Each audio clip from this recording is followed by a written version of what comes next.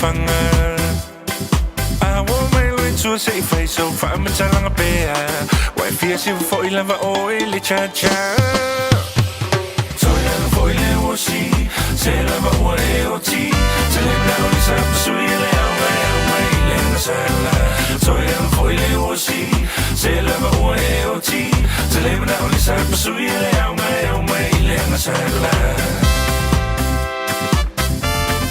na na na na na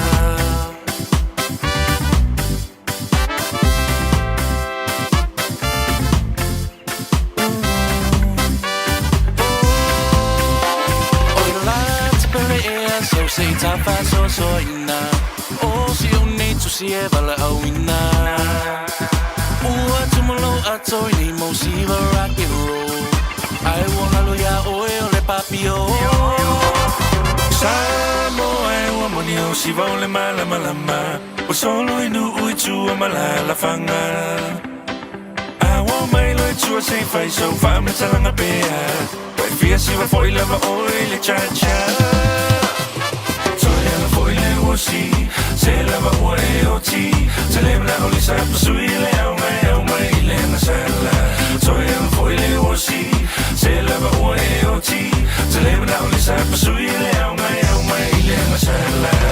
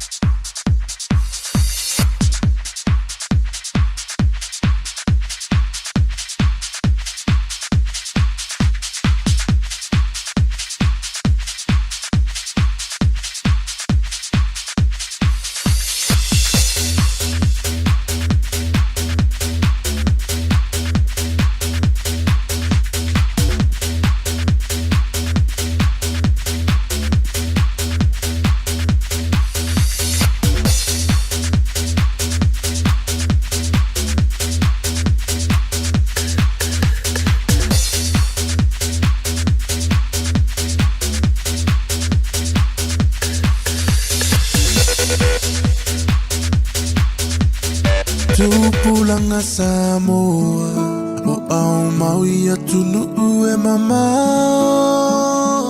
ala maia se I fai so tasao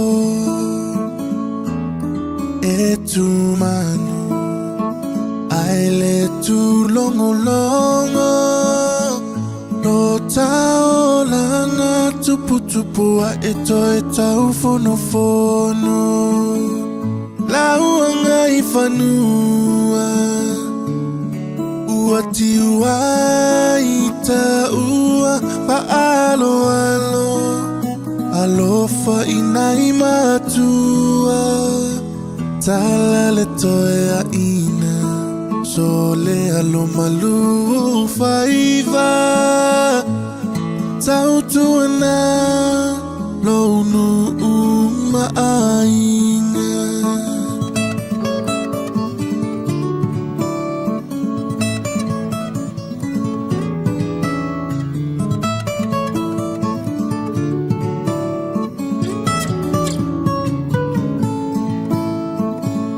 Lo ie fai tanga ula fala masi au ata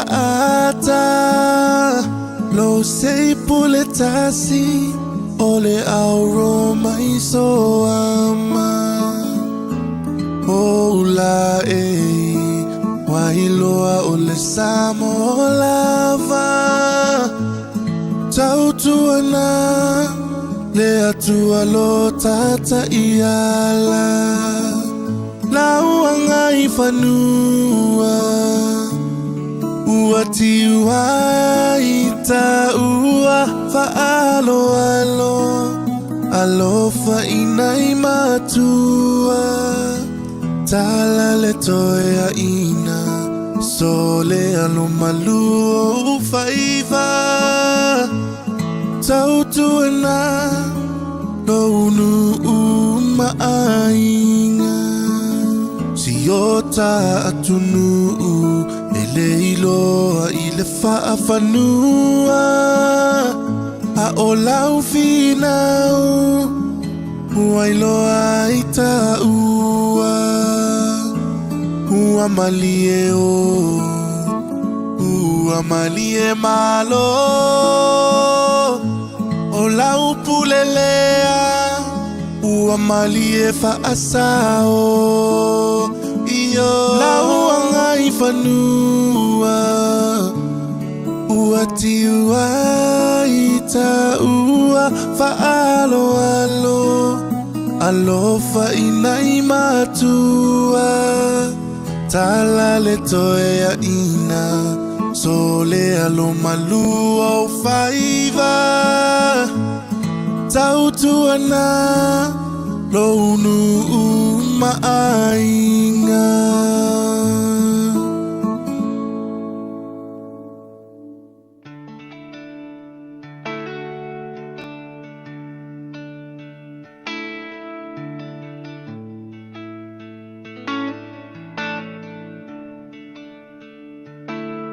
E tausia ma le whaamaonia uyo lima Ina ua le tau lau whaamoe moe ngā matua Whaolaola I ta lau tamau Tani umalawa na o ta ua Whai ma whaamalu malunga a o tupu tupu a e itua Nga e tausia ma le whaamaonia uyo lima Ina ua le tau lau whaamoe moe ngā matua Whaolaola I ta lau tama Tani umalawa na o ta ua Whai ma whaamalu malunga o tupu tupu a e itua Nena ea, olo utinga oe Ele ai seisi ele whamani mai Uana oe Sili lo uloto male matau Lo utu ai o ai e au Nena ea ele te a oe I o manatu Whaafetai mo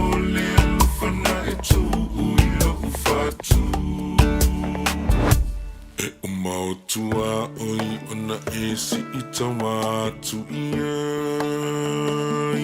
Pe ole fale lava o so o se tangata o te tangi mai ai Fola lo saua I matai le ai se tangata e te fo I mai ai Nena e atalo faua e le toe fo I mai E umautua oi una e si ita watu iai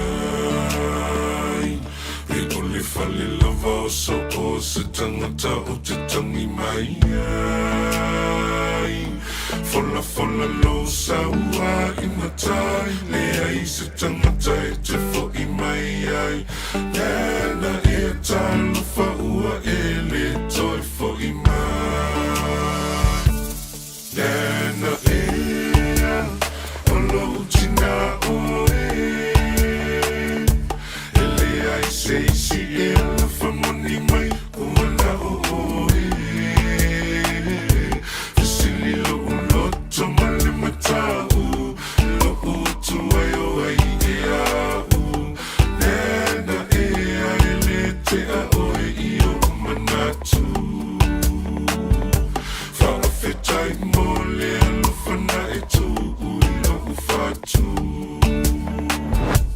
Ele ai seisi ele nuune e nofo I la utana Ta whewhepe amatu matalo whai sona whaatautana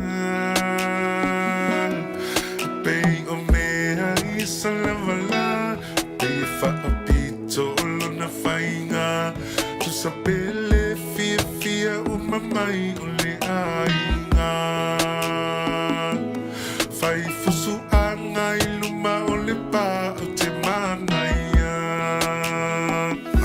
Ele ai se ele no nei no foi la utama.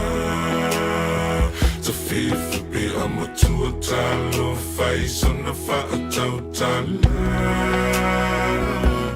Be yo me ai salavala. Be fa apito lona fainga. Tu sapele fia umamai ole ainga. Fai fusu angai luma ole pa o te manaia. Nena ea, alo tina oe. Ele ai si elo whamani mai uana oe. Tasili lo uloto male matau, lo utu eo ai ea u. Nena ea ele te a oe i o manatu. Whaafitai mo lea lo whana e tu ui lo whatu. Aua, whika nena. A ka foi kai mi fasi, o fasi mo ila va wenena. Kuri ka mi lo mapala lasi, mau mai unga o wanga. Fa pe o mangalo ai a wako o ule amu le ai uki le kau fa ali ku se nana fa pe a ngai ka alo. Ia ku ia mama ala sa war ku fa lava a ku I pe silo ai pe sa wai ku mo power. O le ai ngai le nga ia fa mo fo ia ai lawa tintin sulu unga ko tintin elisa sawa. Fofogamua now vania to Loamalana Fantunga Fona Fatau Siona to Apo Siona Nana Lady for Ivangola Aoauli no se Antola Dan to Tami wa Afatono Eling to Lai Lua Fa Malu Maluing all the Tawi Aukilani Ladia so Tofila Fanta Fitunga Wenga Elegante Leolo Faxis Su Lunga Awala Telefile Mo ne Ailo Sa Ilo wanga yantule piki le fana wa onga ile neia Aoauli ile taimi tu wa ya onga malolo so forma wi amala langi ma talavanto por kalamela Aoauli Fofogamua ya to ile divanga laso ya wa tanto Aoauli dia stofia so fulma valu ole dimba sina o se tema lua afelo lima fa malo anto telenga ya te pere yelo tomba tanga mai le tao ana le lasi uli me fo le divanga le Aoauli ya lo tanto ma taima lo so forma wi male langi mama. E to mo anto le tanto polkalame ile dei foi stofi il fatto non ale mo sunga le pole o le tutu mo nanga ale Foreign Immigration Services e autofanto le tanto ufisa in nei ma kau le wo fatto si mel sunga le pole ya ken Foreign ho ile dei vango la woni wa foi le family nonga onisio tanto mata ubutalofa and welcome to the program Ken. Hello, Francis. Good to be back on with you again. I know it's been a while, but how have you been? How has Foreign Immigration Services been servicing our people? Well, we seem to be doing okay. So onward and upward. Very, very good to hear, Ken. Well, let's talk about news from immigration. What's new and what's news with Immigration New Zealand? Okay, well, earlier this week, the government has temporarily suspended, for immigration purposes, the recognition of many overseas adoptions, unfortunately, including Samoa. Wow. Wow, that's a huge surprise there, Ken. Why has this been done, do you know? I quote from the immigration website, and they state that these interim measures aim to address the risk of harm to children and young people who may be adopted through international pathways that lack adequate safeguards. Man, what a surprise. How long do you think these new rules will be in effect for? Well, the Immigration New Zealand have indicated it could be as long as 1 year. And I expect this is the time it will probably take for them to verify existing processes in the affected countries. Okay. Well, going forward, how do you recommend Samoans wishing to respond to these changes? In my humble opinion, I expect the Samoan adoption matter will be addressed within the next 12 months. Therefore, I recommend people go ahead with the adoption process and be prepared to wait until the restrictions are lifted. The restrictions being lifted is not guaranteed, but in my opinion, highly probable. I expect that the restrictions are lifted. When they're lifted, there will be a surge of adoption applications, causing delay at the Samoan court level. Okay. Well, up to a year, did you say? Yes, a year. Man, that is a long wait, but time flies, as we know, Ken. So how can our people contact you and contact Freedom Immigration for further information, please? Okay. Well, the office manager is Louisa. She's a Samoan, and she can be contacted on 021 151 0005. That's 021 151 0005, and she's handled many adoption cases for the Samoan people, so she'll be able to tell you, fill in any gaps you might have. Fantastic. Ken, looking forward to hearing some great news coming in the future when this category will be open again for our people. But thank you very much for your time. You have a lovely afternoon and stay away from the rain, Ken. Yeah, and you too, Francis. Have a good one. All right, you too. Ole dawa mai mo mawhawhunga tula tātou turo ole ni vaengo lau. Ole mata upo pe ona whaatala noina ma le sunga le lipulele ole tau tuamala unanga ale Fern Immigration Services. Ola unanga le tau whemalanga inga le sunga ya Ken Fernihio. Ma le tumita ia Luisa. Ia utavanto ole tātou ofisa do telele manu le turu. O whapele ona whaunga ina le la tau tuamala unanga. O se tasio vaenga e pe ona la ngā. I le amatanga o le nei fwoi vi yaso. O lea ua whailo me ye le ofiso whemalanga i ngā New Zealand. E tawala mai lea i le mālo lo tūlai mai le temine i New Zealand. Ia le tau fia le tu mawai lea. O le whaanga solonga o mo meo tālo sanga i le vainta maina leo whanau mai Samoa mo New Zealand nei. E le na o Samoa la lea turu ule au fia i lalo o le tapu lea. Mo sina taim. Ai tele atunu o lewa tau fia i le teimi nei, ia le whaanga solo ai lea o tālo sanga mo le vai tama ina mai u whanau. A leo sili peo na tu ina antu le sunga ya ken o le ana mafuanga. Ai whamaile sunga ya ken, i whamtalanga i peo na tu ina maile le upenga te wha i langi le ofiso o whemalanga i ngā New Zealand.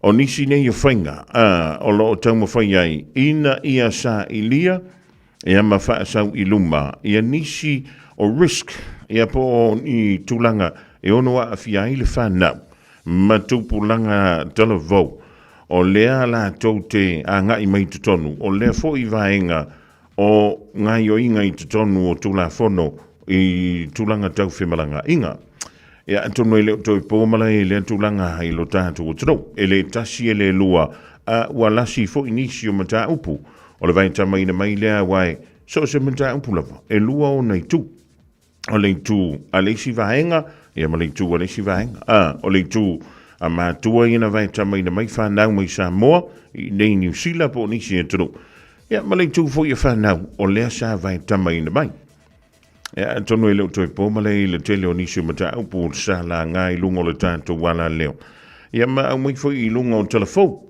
i le tūlanga fo i lele e iei nisi o mātua ina vai tama ina mai whanau nei na ona tau nuu mai lava nei whanau i nei New Zealand, ea ona avelo le whawhingaluenga e misi le wha onga. Ea na whaingaluenga lo leo nei whanau. Ea ona tau fia leo a la tau kāts hui ima la tau tusfola. I lalo lao le tū la fono, a New Zealand. A whai ua se furuma le valu tau sanga o le tamititi, le sa e vai tamaina mai ai te whaia lea tūlanga whaapea. E le mawhai. Ona e whaia o le soli ngā tūla whono le name. A wā e le sau document le tusfola o le whanau le te vai tamaina mai. Eui, o le na fia awhia au tupe ia nā luai. E le ngantai lea, e le mawhai fōi e lau susunga. Ona e ave wha malo si ele tusi tupe. Ase tamai titi, sa e vai tamaina mai mai Samoa. Ua si lia malasfulu ma le valu tau sanga na matua. O le tūla whono lawa i tono New Zealand, e antoa lo le sfuru valu tau sanga o le tamaititi, o lono winga ua tangata matua. Ma ua tele vaenga, e mawhai ona entitled iai, ia le nā tamaititi. Ia o leisi tu ora tupe, i le mata upu lava le nei. E na ona tau nuu mai lava whanau iei nei. Le umi ona nofo manai a inga ia na vai tama ina mai. Ai a makalonga sui le amio. E vai antu fo i lele nei New Zealand. Ola. E sirke leo ringa ia kungu. A e la a kui i e ke kau i ole. E lea ia masisi e whaia oe. E pulea oe iau si kai. E oe. Ia o nā lua i lea wha pena. O na ole le whai ungona veiaso. Aru waku lea sfalei lea lue whai ngā ruenga pēha lue tawhau. Whako a koe o ngongo mai lewa le whale lea sa. Ia po le tai au fue lea sunga fua. O i tū la nai lua. O leo le a address. I le tau finga lea le tū mau. O le toi wha ngai o ina o ni tālo sanga. O le vai tamaina mai leo ni whanau. Ma isi atunu o lalangi. Ai me se ai tātou Samoa. O le isi usili tāua e le mata apu lava le tasi. O lea le umi e tau fiai. Ia lea vai ngau o tālo sanga. Mole no fo mau i tono New Zealand. Ia me se le vala vai tamaina o whanau. Mai Samoa ma isi atunu o le pas o le lalangi. E pe ona whai lo mai le ofisa o whemalanga i ngā New Zealand. E ono o atu. I le mawalunga po le umi e tasi le tausanga. Ia atonu e tasi le tausanga e whai e le suenga. Ia mailo i longa ma se i wa ai. Po o whea lea e mafuai. Ona tutupu nisi o whaafitauri. Lea e pe ona alia e mai. I le taimi e mai a i ona whaatino. I le vainta maina. Awa o le mea moni la wala antou. E te tauna i ele tangata e whaasala. E oe, pe a whaapea lea, o lea na te whaia whaapolonga. Ia mene i o whanau pe a waintama mai Samoa. A whaio le naunau ta inga. O le waintama ina mai o whanau i Samoa. E o mai nei e whaafai ngā luenga i mamau ai au tupe. E leo oe o skanga kalele. O oe o skanga kaua kaunga o ngomea. Ngā ave o le whare pui. E leo le mafua anganga kaunga a mai ina i a tātou whanau. Ia mai Samoa mai New Zealand nei. Ta tauna au mai. Ia ona tuku nei ia yo lava do. A lea onga whainga luenga. A ia tutongi lana poan. Ai ave ia ile te leo lona tutongi. E ave mona i ona mātua lai whaamuri mai Samu. Wawa ile de mana i ole kakome. Ai le whapeole au mai i nei New Zealand. Ioi, o ele na whaia le sponsor malea. Ai pula i lua ma o ele tu stupi. Ave ia na le luas fultala. E o lai le vai so anto. Hei, tot. Ia o ngā koe ngā skiri wha pe ngāri. O le menga ka o wha polonga. Ia. Wa le vanga le koe whaingi polonga. I tutonu le nei a lalolang. Ia. Na wha sa ina mai lava le telo tausanga ua mawai. Ai a whai o i se tasi o le tātou o tudu. Ai mi se tātou whanau tūpulanga talavo. Le na vai tamba mai Samoa. O kupu i se me wha pēa. Varau mai le tātou ofisa. Lua ono lua. Tasi lima i watolu. Lua ono lua, tasi lima i watolu. E se lo fia sosoani etu. Ia te utau le whaia le mele. Le anga he ti ngalo ta loto fuile. Ono le wha mai tātou. Se kako wu. Ia, mali lia mai mātua lai Samoa. Ma le wha tuanga. Watu mai i tangata ia e vaita mai na mai whanau. Ai a whai o nai polonga le whanau. Soli, ele ai o ewa le whan kaunga pi di mauri. I kua lo pākunga. Ia mai alu le whan pui.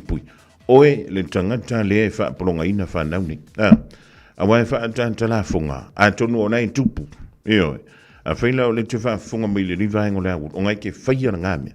E reo oe o skanga kareri. O te leilo a fwoi pe wha whina mo ini o fofonga. Ma e moe le pō. Ia ma e wha ki re ropo le anko ngā kakano ngai ke kano i leri. Ioe. E te tau. Ona tātou o i le alau mea. O le alau mea, totongi le poada le tamaititi, a wā le mea tauna whai. A whi te mana o toi whapopo i musisi kupe i lunga, a wāna mea ai le vai aso. Whapopo i lunga. A o le si vahenga a tōla totongi, o whanau i e vai tamai na mai, e te tau ona ave o mai a i la tau. Na paule mea tātou mātua i na vai tamai na mai whanau e whai.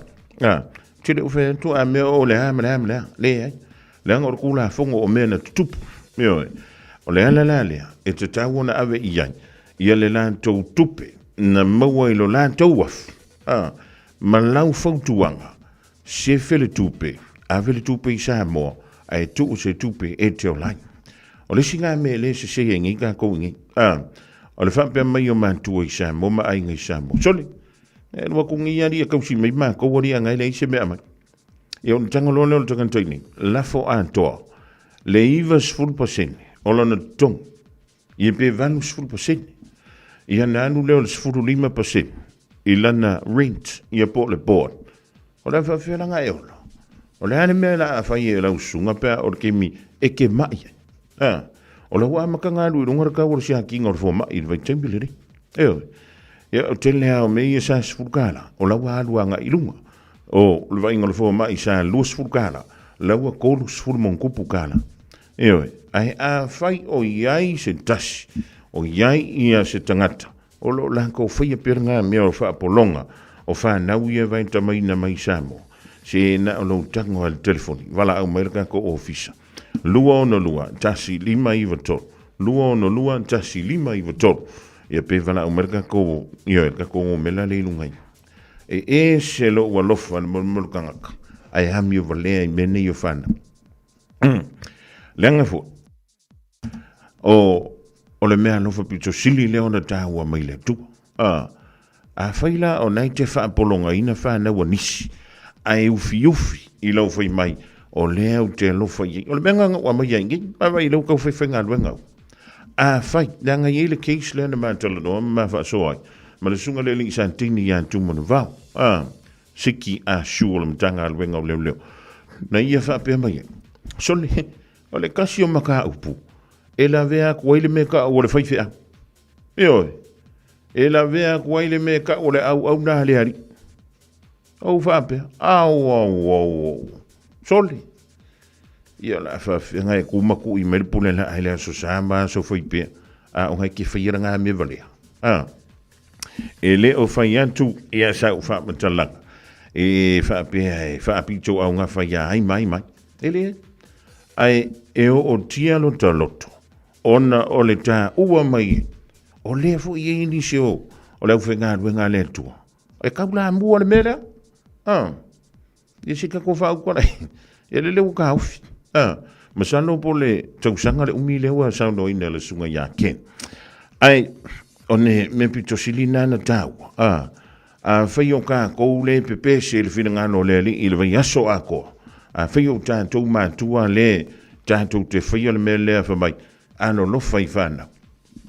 La le meke, la le meke fia pula i fua i kupe a kamiki. Wa le upusa o anga. O la le meke fia pula i le malosi o nei fana. O na ua o e whainga luenga. Pe a whai mo leo e a onga. A whai o la ua o e whainga luenga. Na pau le mea tāua. Ma o le mea fui e te tau o ne whai. A vatu lau o e tupe o le board. A vako le kupe o le mea ai. Ai tuu i e le fitu sulpa sene o lon tatongi. E pula ele ka mikiki po le hane mefa. Ia. E na onda tanti antu whapena i o tafa. A o ke whaiak. A whai o ngai ke sila fia, ma i se wha maunga ma se wha maunianga. O se tangata. O se tamapo, o se tina, po o haila. O nai teno wha oe. Ka umai i raka ko ofisa. Wai lea o nganka ko woka ke pesi. Leali i. A le sang kausolo mua ka ko. Le soli o le tūla fonu. Ma wha polonga i lawa e tātou. Nei o tātou tangata. Ia, o le karako ngā ringi vaengo le au.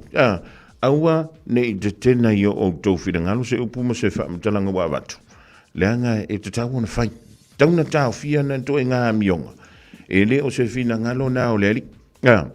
O le mena e tau o lo wā whirangalo. Ua e tangoi o e mawhai wha mpe nā nei whanau ia vai tama mai Samoa. O lai tau whai te talo mai mātu. Ka kano le au ma le pō, ka halo sia ia mangu ia sia ua kari, ia mangu ia sia ua whinge, whakai o lenga maua mai lea se lengi ringi masinga, ia ai ke ia ua misi whafo se, ia le avatu, ma le leiloa mai, e se le me le tupo i. Lua o le whamtanang, tātou whanau ia vai tama mai, aua e ke wa aia kuloa i ngai le shopping center, o le meo le kupulanga la le fio wa i mai ai le au, ia pe ka whao vale ngai le pō. O na e whapea le, o leo langa la leo New Zealand. Ioi, o le ta whao e le isa ngā luenga ma le isa me maua isa tupe. E o lua ma le ke ia wa ngā oi. Ioi, tāntou tupulanga ma whanau ia vai tama mai. O le whia lua I solo I mea ngā o shopping center, ai le aisa ngā luenga o whaia. Ia pe le aisa ngā luenga o e whai ngā luenga ai. E kia lua e whanonga kua I fia ai. Ioi, o le ala lau me whai. E mua le aisi. Ngā uma kua le aisi so lo ma le lima kango esi. Ngā uma e lima kango esi, ai loka lo ma oe leo leo. O le ala le au ngana le na e sau New Zealand. Na e sau I kia lua whai ngā mea, pe na e sau e sa ili so lo mana I manuia. Ma tausi ai na iau mātua. Ma na iau te, ia msi ua inga lai whaamuri mai Samoa. Ai whaafitai fo I mātua, ma I lantou uma. O lea e usta ia le tula fono ma lo lofa wha maoni. I nei whanau o lea o lo vai tamaina mai Samoa. Ai ku ia na ngā mea. O le kako su e kupe I lunga o nei whanau o lo wha pia lea o na vai tamaina mai Samoa. Mo New Zealand po se isi la va tunu o le nei la lo lang. Sfutasi minute o na tale o le tula e tolo. Radio Samoa. Taslima Ivatolu. Amo.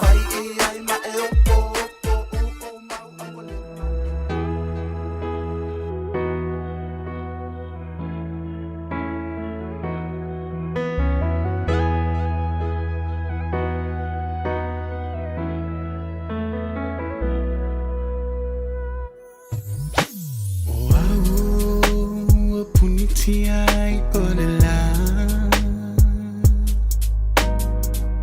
ua o mai lo u whaanoa noa o ngā whauwhaunga tupu pēia so uma vai lo u tino talu ai oe sunga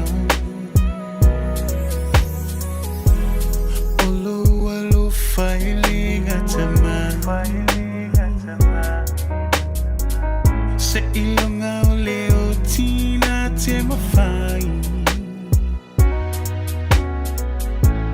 Ai tu uia Saulawa o se aso I moa e se tali o nai o umana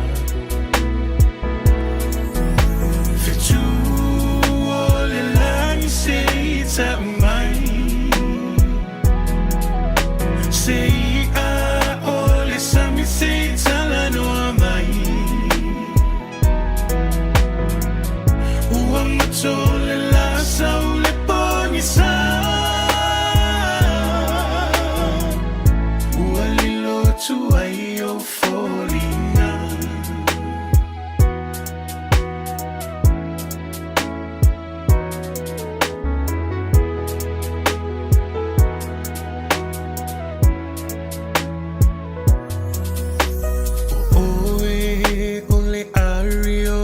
Taimane Aoauli tau se mai ta avale vale Wa ole loa Ina pea e se a Ua whaingata I o se fufuanga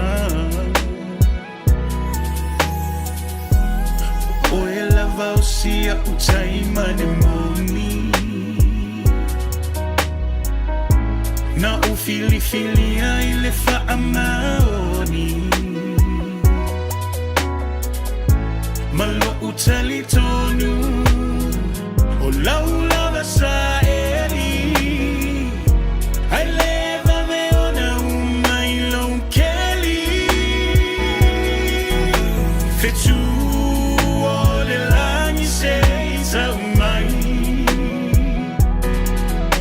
Say all the sun say tala no mai Uang tole la saule poni sa Ualilo tu ayo folina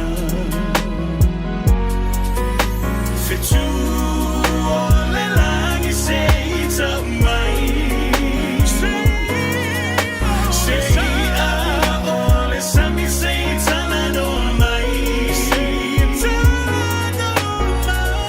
Uang tole la saule poni sa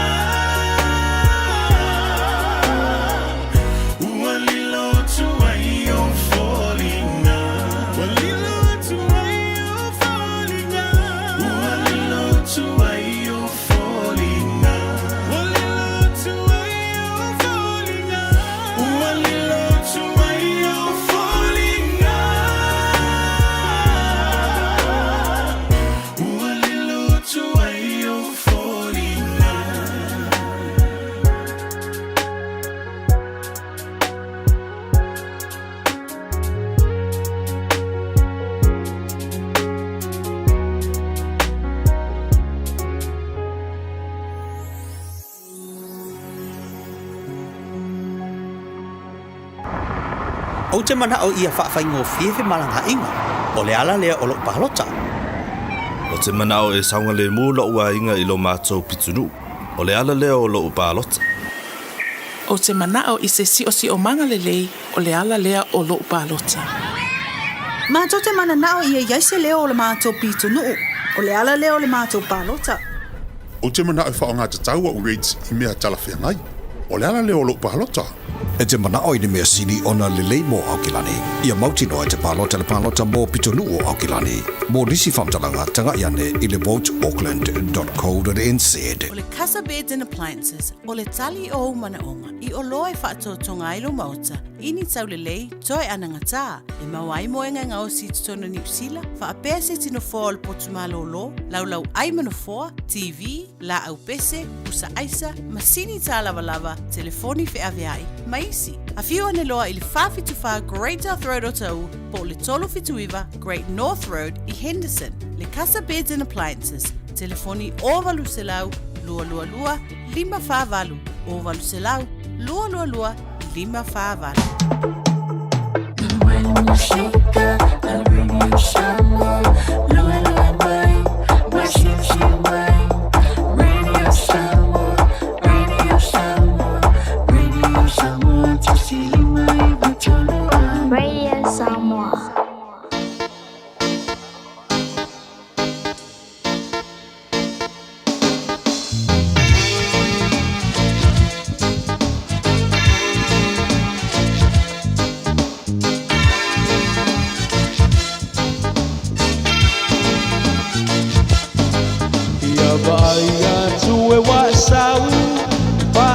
Se mai o te au o te paatali atu o te paatali se e sau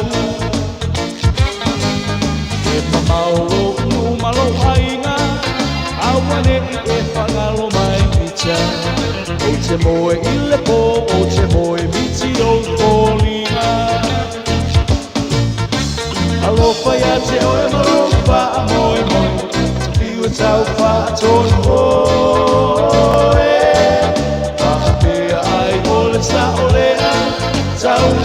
Tau tino atu pea Timpinga mena ele ai se ao mana roma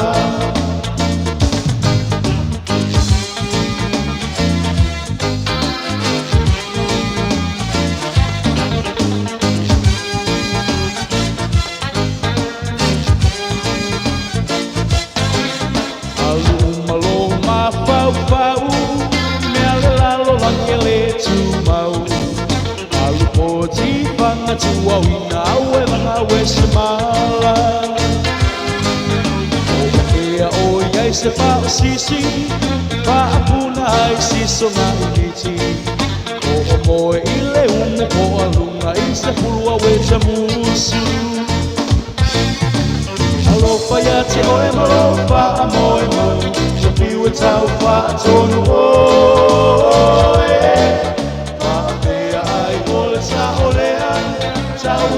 Tau tino atu pea O timpinga mena ele ai se ao mana roma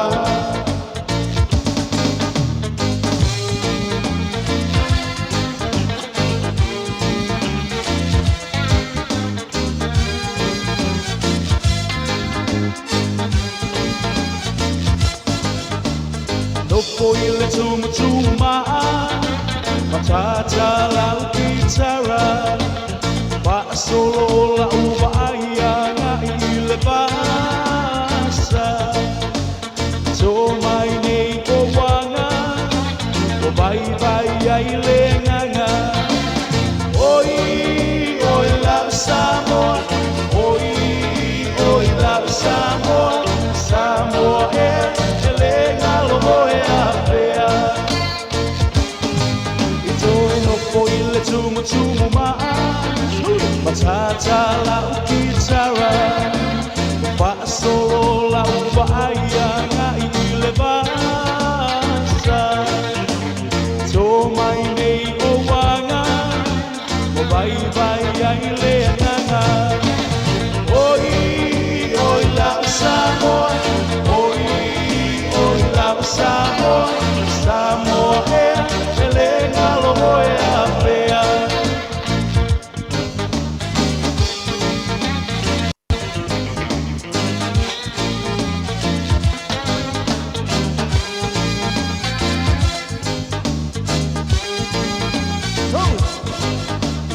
wha mai peleni o le a o te a o lau I le basa o le ali e pule I meleke le ingalo mai Samoa si o ta ele ele ai mana tua mai le au pa se se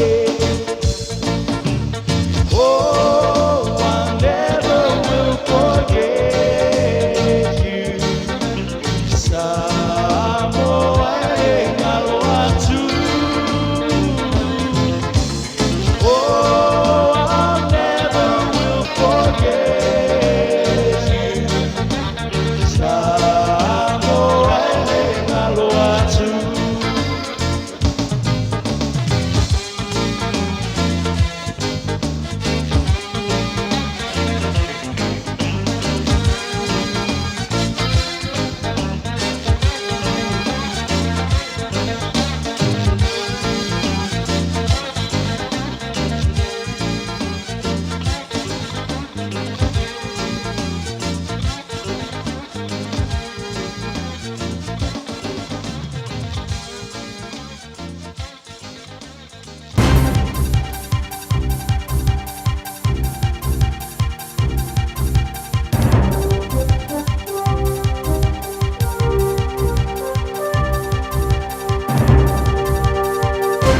Talo falava o se whaupoponga nei o tātou tala mai vai whanua.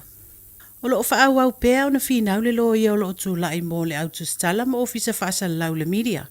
Ina I awe se le tau whinga le ana au mai le whaamsinonga. Wa le mawhai ai o na whaai loa mai tua nisi o whaamtalanga au tū I le mata upu I le ali o Tom Phillips. Le ana whisolo tai malana whanau. Ai mulmuli ane mawai leo leo. Ma tū lai mai ai ni whitena inga. Se ia o ina whana leo leo mamali wai. O le tai au nei, le ana toi fo I aile nei mata upu I whamsinonga mawalunga I Wellington.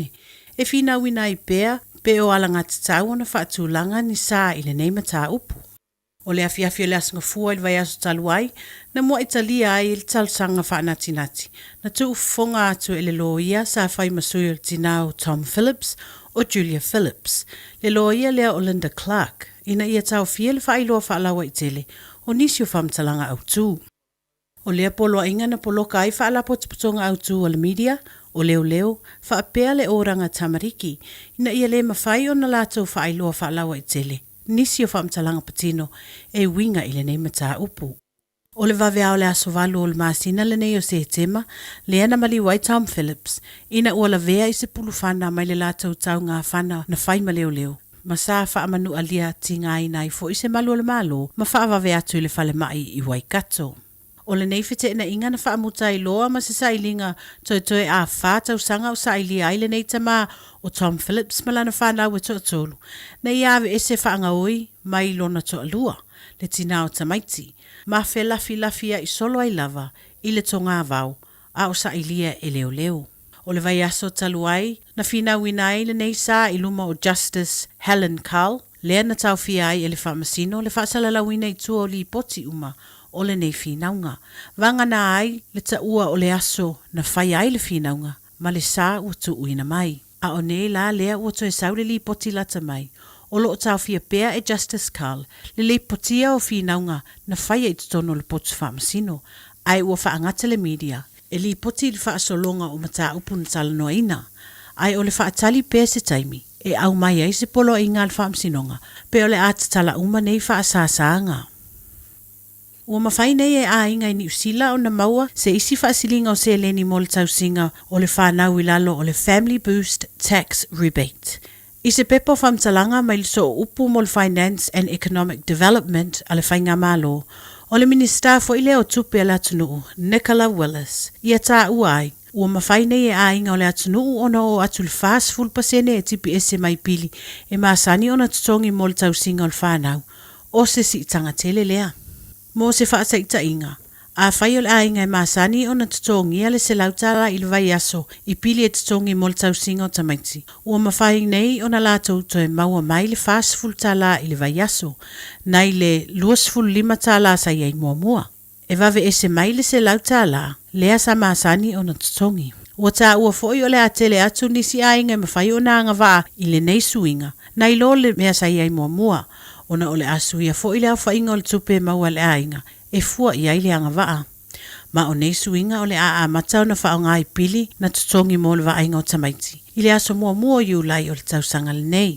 O se wha maa avenga le nei mo a inga, o lo o iai tamaiti la iti, ai o lo ofisa ngai ma le whainga tā o le uti o le whaasua, i aso taitasi i mea tutongi. O se whautuanga le tamaita i minista, i a inga o lo o iai whanauiti, ina ia tanga i le website a le Inland Revenue, e ilo ai peanga va a iai lo a inga. Ma le tala muli, e le iai si mawhauwhau o le ali i New Zealand o Hamish Kerr, e mawhai o na avea o ia matangata pito sili o na mawalunga lana o sa mawalunga i le lalolangi. A wana tele i loa e mawhai o na iai se vaenga i sa ili ai le natulanga mawae i tutono New Zealand. Ai o le nei la, ua avea nei le nei ali i ua luas fuluiva tausanga le matua, matangata pito sili o na mawae lana high jump i le lalolangi. Ma ua ia mawai nei le pine auro i le ata alonga, i le World Athletics Championships, ina ua kilia le leila na uso maulunga, e lua te si ma le tolu ono mita, le mawalunga i taalonga o lo whaia i Korea. Na ia ta ua is whaatal noanga ma le Herald Now, sa to o file mu lava lana whaafoeina o lana tau mawhainga, ma ua matua whaamaleeina o ia, i le unga o lana taalonga, o Hamish Kerr, o le ali i mai le moto saute i Dunedin. Tātou telefona, manuelo a fiafi, tō whāsoifua. Tasilima i Vatolu Amo Radio Samoa.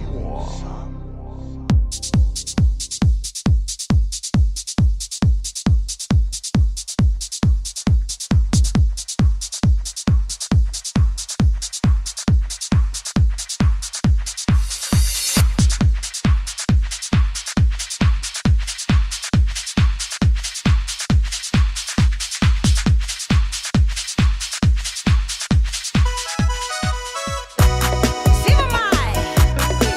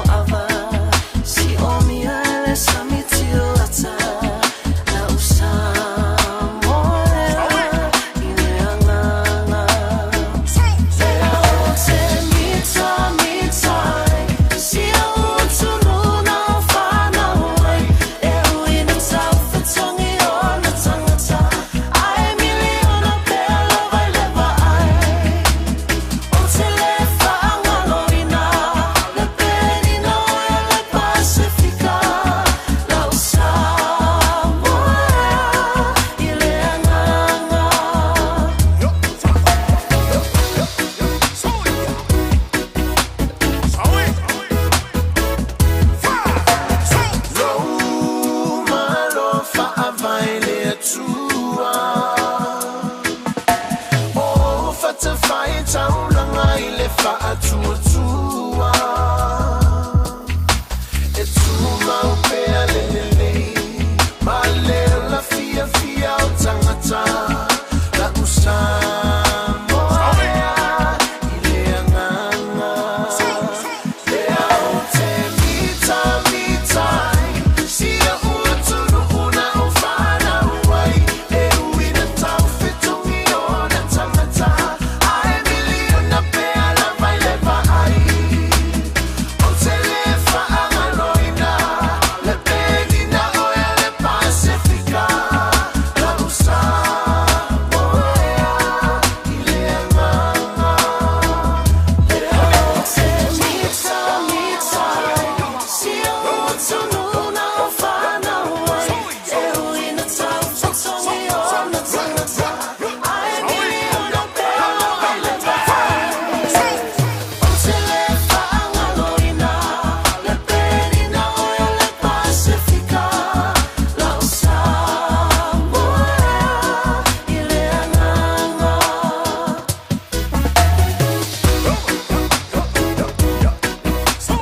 Whawhikinga sui whewhiloi o le rivahengo le Aoauli ina ua se anto le teimi le Radio Samoa yes fulono ma la whamiru te lamu te nei le July tolu whamano atu I mātua e le ngata I lea o le whana wa onga lau tu ua onga o le reifo ia su tofi whaisi ma se o lungo o tātu o le tele I le reifo I vahengo le Aoauli I le tu wai o a onga le whana ona ona I wanga fo I ma timunga o le whapela on to o le whawasolo ai tonu o au kila nei ai le ning vai ngole so fi le nga le mo fo le tanto filo inga ya ma le fionga ya le mayava mai na vai le sui le tanto wala leo e pe nga lo puno wa I mai tono le tanto tru le ni fo ia stofi ya wala le long pu I lo topa I ma lo to malu nisi o vai nga na tu mai il mai ai leo le fa tu tonga o le pe inga lo na sfulu me van tanto pa le bene o Samoa e pe o le fa tu tye le asolua o le nei fo I yaso ya fa dala fa tu ai e le ding vaenga le fiafi lau fionga le maiava ma lo le whaia whaiva ya ma lo whaila on sai fio mai en tala mai au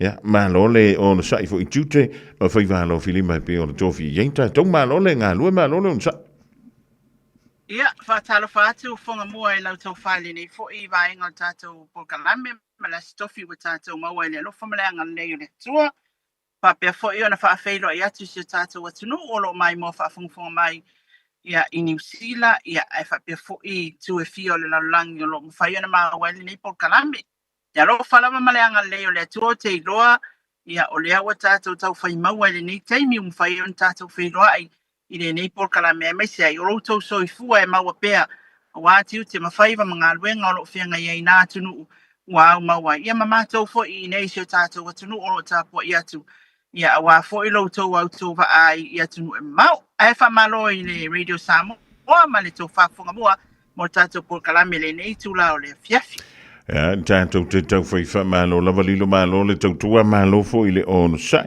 ya ua tau tu mamaina fo I le malo luo e pe o le ei mātou nei New Zealand I le ring vai tau o le toi tutonga e o la au ia ai le I ave se alava mo meo ofu mawhanawhana ina ni te wahafaina se se le o mai le tau o le tau mawhanawhana o lea sa moli mawina le tunu o lea sa e vanga I tutonu o le do whanga sa whai le tātou whaatau tonga lilo mayava e ese le mata tu tua e ese le langona o le tangata o la sa loto ye o I le do whanga tonu le sa whaatau toai ia le tātou pāle mene lona se fulu malavan o mea so whirangan o le asa langona mai le tai au se ia o I le teimi wa mai ai o le whaatau tō ia su ia whaipule lima se fulu malatasi o le tātou pāle mene lilo mai ia masalo o le tūlanga la valea na lai ona manatu ane ia le whailau tusi o le fono ia ma le ofisa foi o le fono a ofai tūla fono a Samoa ina ia mawhai o na whaia ia le tātou whatautonga lea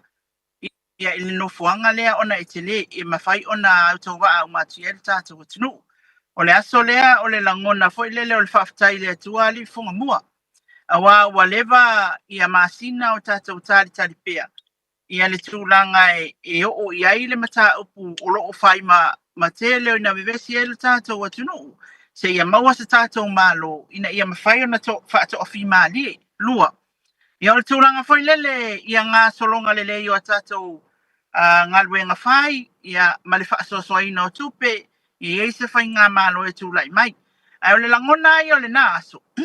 Ia, o te taunu atu, o te lei whapea, i ese tumu whapea, i tumu whapea le tai au. Ia peita, ia to tele a nā uto wa mai ina na ova ai ai to tele nā uto wa mai. Ia mai o tātou ainga ia tunu e mau e moli mauina ia le nei fo i wha mo e tele o tātou o tunu. Ia e iai fo ia mea ia tūlanga ua ese mai iai fo i le whaatautonga le nei. Mai whaatautonga ua mawai. Ua mawhai o na moli mauina ia le to tele o le atunu. A wae pe o whaatautonga o mawai. E tele lava nā alusa o ai le tusi wala aulia. Pe a whai tātou whalifono.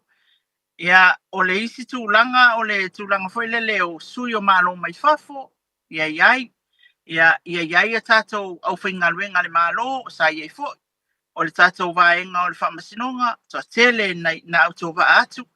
Ia ai mai se aila o la tava ai le aso. To tele ia le feoi o le tala lei po au nā le atua na wala aulia. Ia maanga i atu e le i tofu no fua le atu no. Sa mātou sa whai mātou i lalu. E uina i eile vaenga sa whapitoa mo le tātou au whasala lau ma le autostala.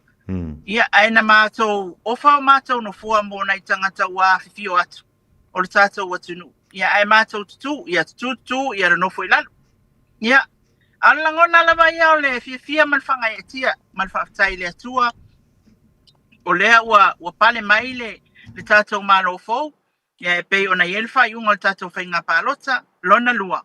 O tawa o fia le pale mene lona se fuluvalu, a le paia inga. Lona se fuluvalu a le tātou atunu. E pei ona iai le aso Fofogamua.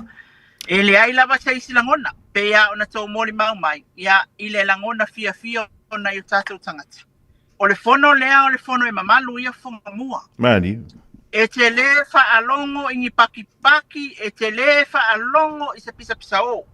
Ai peitai, ua matua tala umafa mea umaile nā aso. Wa ai le befangale o ai sau noa maile ioe, ia wa ioe ako, malfale ako, isea.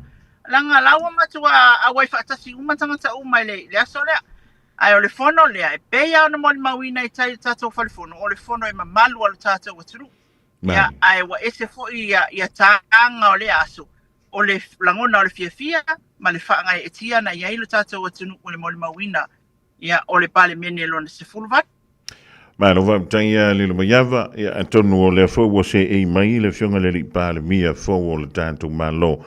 Ia ma ana minister e pe o le cabinet le na fa atonu ina la to fo no tanga. Ia le fo me to manto le sa e a wa ia le so lulu le pe ona ma vai atu le maiava fa sa mai pe ni te wo se. E ngau pi ko ai luma Fofogamua. Ia. Ioe. O le mātou te ulu whale atu. E le fia nofo tangata le nofo le luma o le lau a le fionga le ali pāle mia. E le fia nofo i sesi. Au ina tonu ana o watu whatu o ela o camera.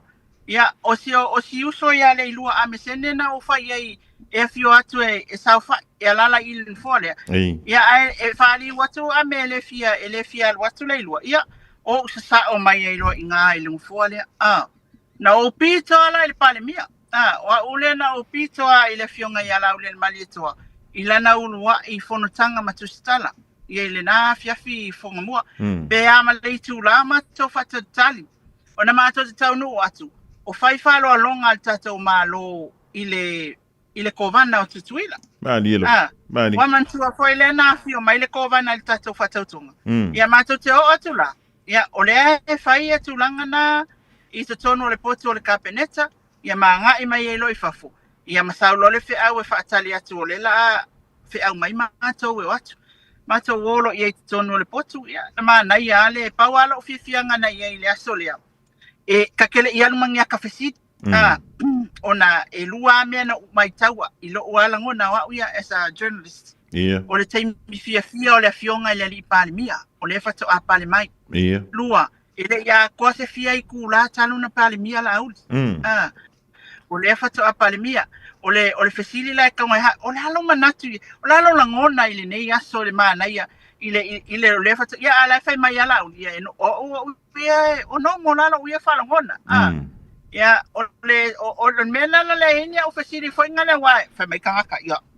le lao aku fo ia le aku skala malak fesili ai o kala kai kamarota mafa fo lele o le taimi fia le nei o le ua pale mai fato a fia i tūlatan a ven pale mia tu ule ava noa pau fesili e tawana o fesili ia uia e o lalangona lalau tilo i le crowd na iai o le fatautonga mea umfapena Le link malo fa tai ya atono le na ye manisi tu stala manisi fo o nanga fa tu stala ma o nanga fo ye o le na tapu ai le I pale mai le fionga le pale mi le tofinga e pe ona to tala mai le ava no le sa nga le o sa nga le pale mi a lilo ya o le o va ai atu mua o mea ia wasuia I la tilo o le lotu mua le kapeneta lo na ulua ifono mua le na live ya o le ua live wa tele ai na live mai ia tunang whapea o mātou foi ia wa tatala mai le awa noa e le fionga le lipalmia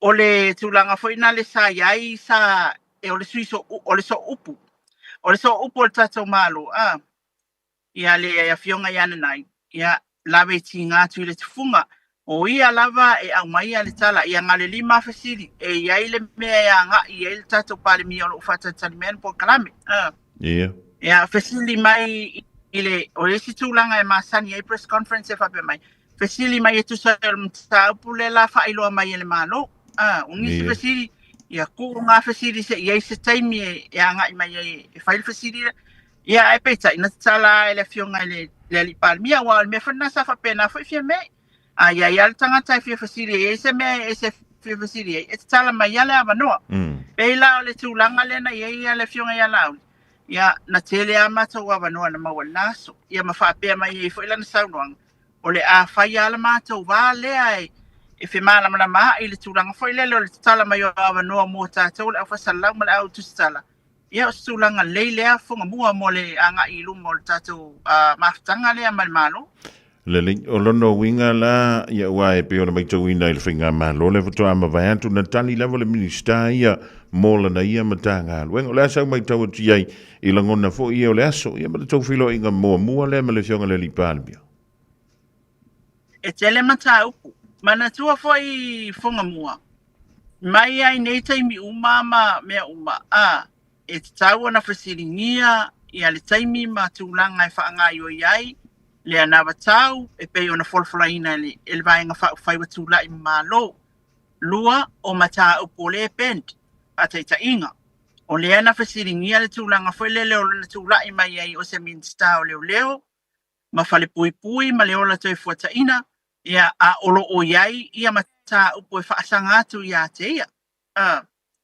Ia ai peita ia le na faali manino le mai lava le fionga ia lauli ia le tulanga e ai e fai ale ngalwe ngal famsinonga ia ia o la natali le ia matou ia onisi foi o mata upu e au fia ai le tatou tala o tupi mana tua o le awa alu ia faasala launga angisi foi au fai faasala lau foi lele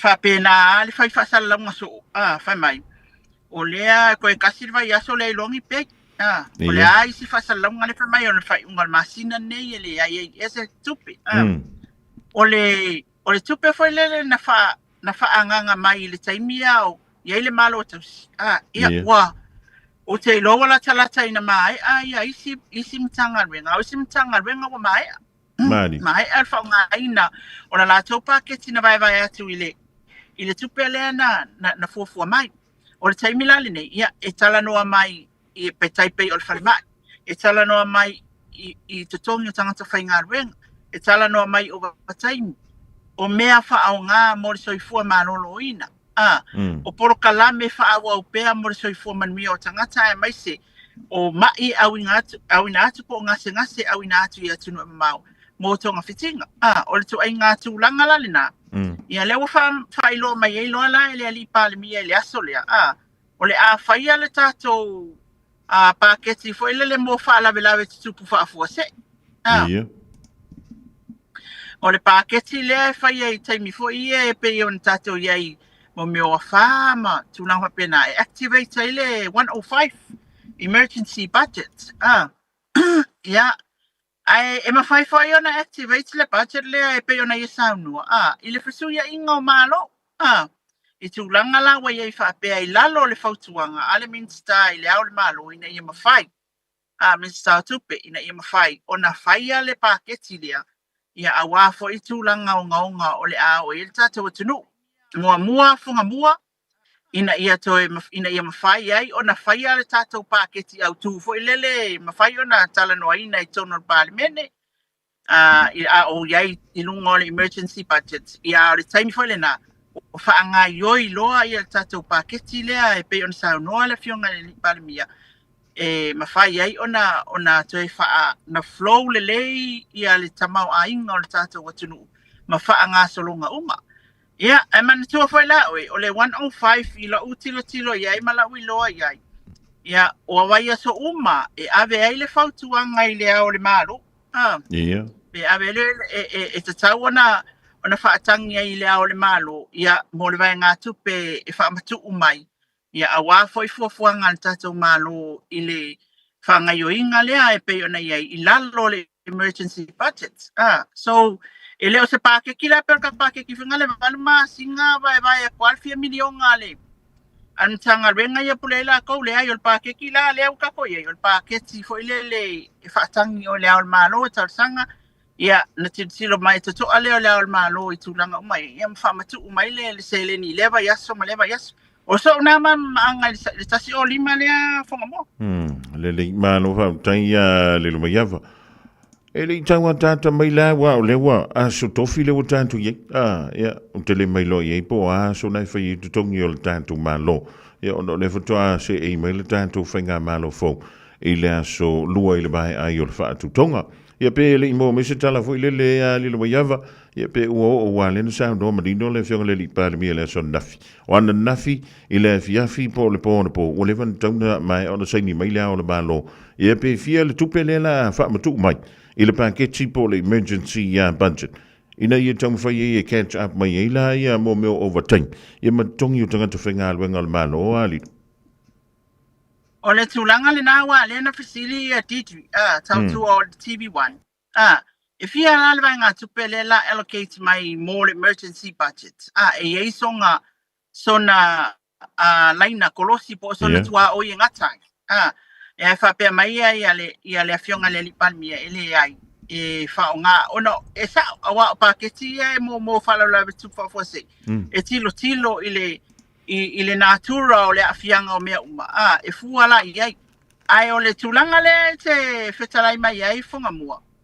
E tate whesili la iai o ana nafi ea la solulu. O te ilo e masani o solulu e pe el tatou malo. O te le lopo ana nafi pe el malo. Ai o le tūlanga lea o te iloa. O le tasi o lima e vai aso lava ia ma whatangi lea o le malo. Ai o te iloa fo I le vale o le whatangi lea.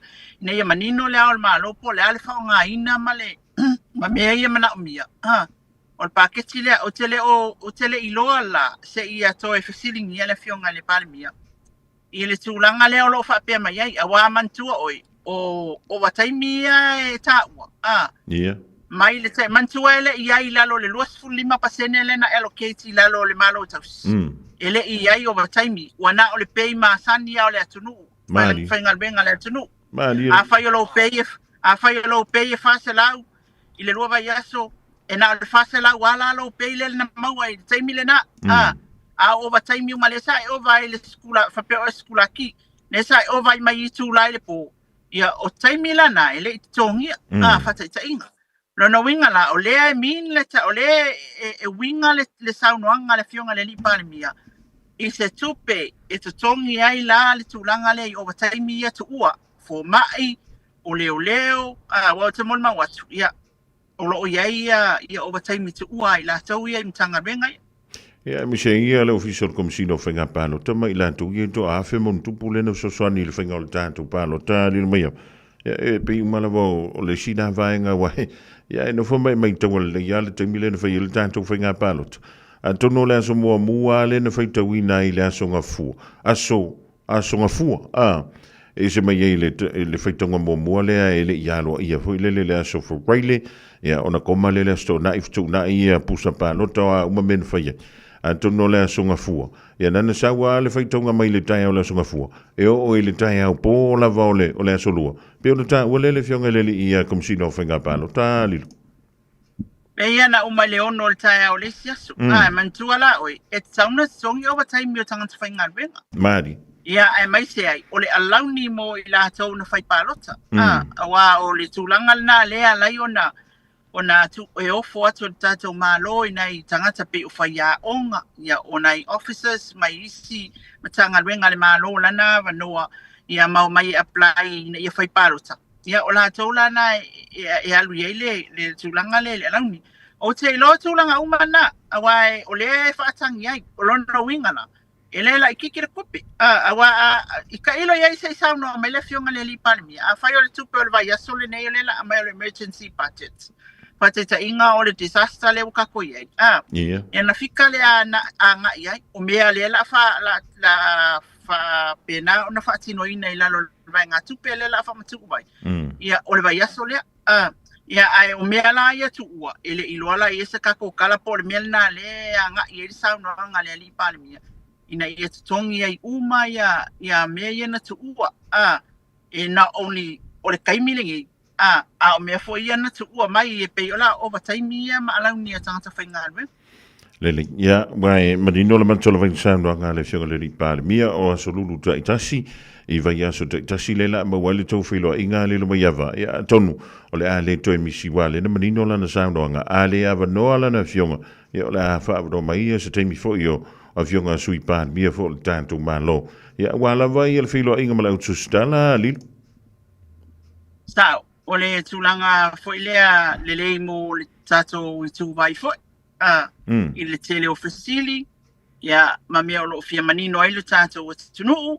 o mea o lo tupunei ia ai talusia ia tato maua umai le whamatalanga anoa o mea uma o lo fia manino i le tato o tunu awa ia isi fon tangana na watua ia na ta umaya o le kai pela me le emergency budget o le la kako ia what's o le ale nga me o emergency budget o le wa na atotuanga o me o fufu ia o atu la fono matulanga mfapena ia mena ia ona tato sisingi ina ia manino le tato watunu ile faungaina o le awa mana ia le sauno anga le fionga le palmia o le ale to iai lava se mea o le afapea ona tu fo ile le failo mai le tato tunu o isi lava inga ia wo vai tu ai o le wa matana live mai pe o le wa i fale al capeneta ila na fontanga mo mua ana nafi ia manei le failo inga ma officelio pulenga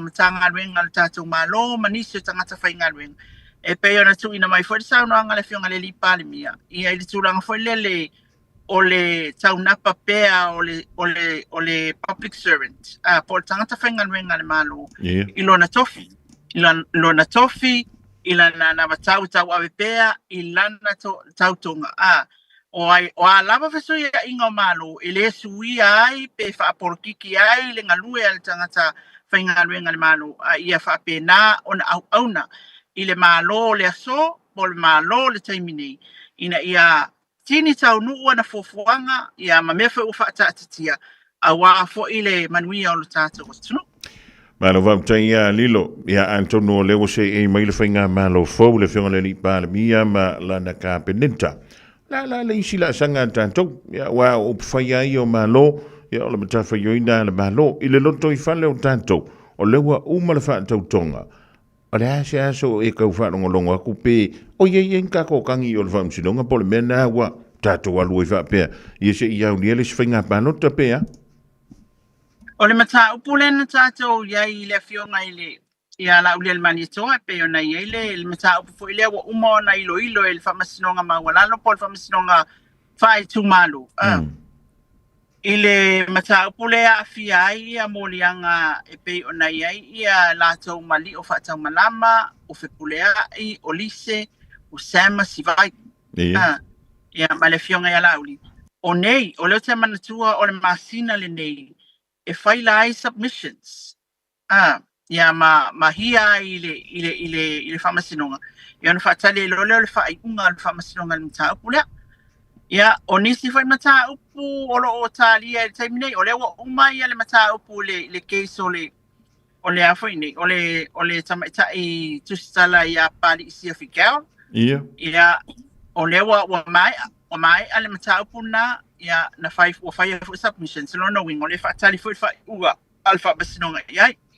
Ia, o le mata upu alise, ia ile tūlanga fo le o le a foi nei le ana a vele tangia leo a il mtanga wenga leo le tulanga foi le la tu su nga le wa fa ta peroina o le o tele ma wa ye po a so ye wa ye le fa tulanga a le mata upu le ile tangia le fionga ile tamai tai pale mia a sa ya ile pa ingo mva ya tu le fionga ile sa fa pito ya fia mina mi mata afa ile fa sanga ile road show foi le fast le na fa ile fonga ale fionga ya lauli o le ile i loa mai il matanga luenga o leo ia po le ale tūlanga wa ile matanga pulea ai mantua na nginga ia ile saunoanga le fionga le tamaita i sa abia mapali mia o le tata watunu ia e fa pea o lea ua anga ile tūla fono so mata tele na le lo fa tūlanga mai le taimi nei pe o le mena le na anga il fasilia tu stala ile fionga le li pali mia Ia. o na o matanga luenga ia va ile li pali mia o matanga luenga o leo o matanga luenga o kapeneta mal pali mia matanga luenga o leo matanga luenga o le vai fafo mafata wa inga o le lo ya sili toe fuata ina o tula fono komisina o sulfa inga male pisa si Ia. tanga luenga na leo lo ilalo el portfolio a le fionga le li pali mia ia o lono winga la o le na fesini ngia iloa po le aso na fina ngalo ia wa o lewa pe foringa mai o le tele lava o le o au mai e tangata o malipa ia malo le atinu ia o nisi reporting ta ua le aso na nisi reporting ia o le fa pe o le la e tula i mai msa o leo tulanga o le ai ia una fa le au ngai le tele o Ia. ia e fa pe mai la uri le ai e fa ia le ngaluenga le famasinonga ia o lona winga la ia le ala ta te fa tali tali pe ile tulanga foi le au mai leo ia le tulanga le ai mata upu ia le yo o mai le famasinonga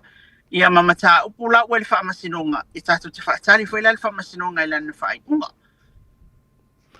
Lele, malo wa taia lilo. Au le sa mai tau foi lele iai o le wa sui le fainga malo. Ani la ngona o fa alia ia po sau mai tau foi lele i la ngona o tangata i o la to folinga ia mani fa matalanga tangata lau tele o siu tanto o tunu. ia mantua foi Fofogamua e tonu al tangata ia ilona manatu a fai au langa le palo kale HRPP o lana fina ngai o maltemine o le HRPP Ia.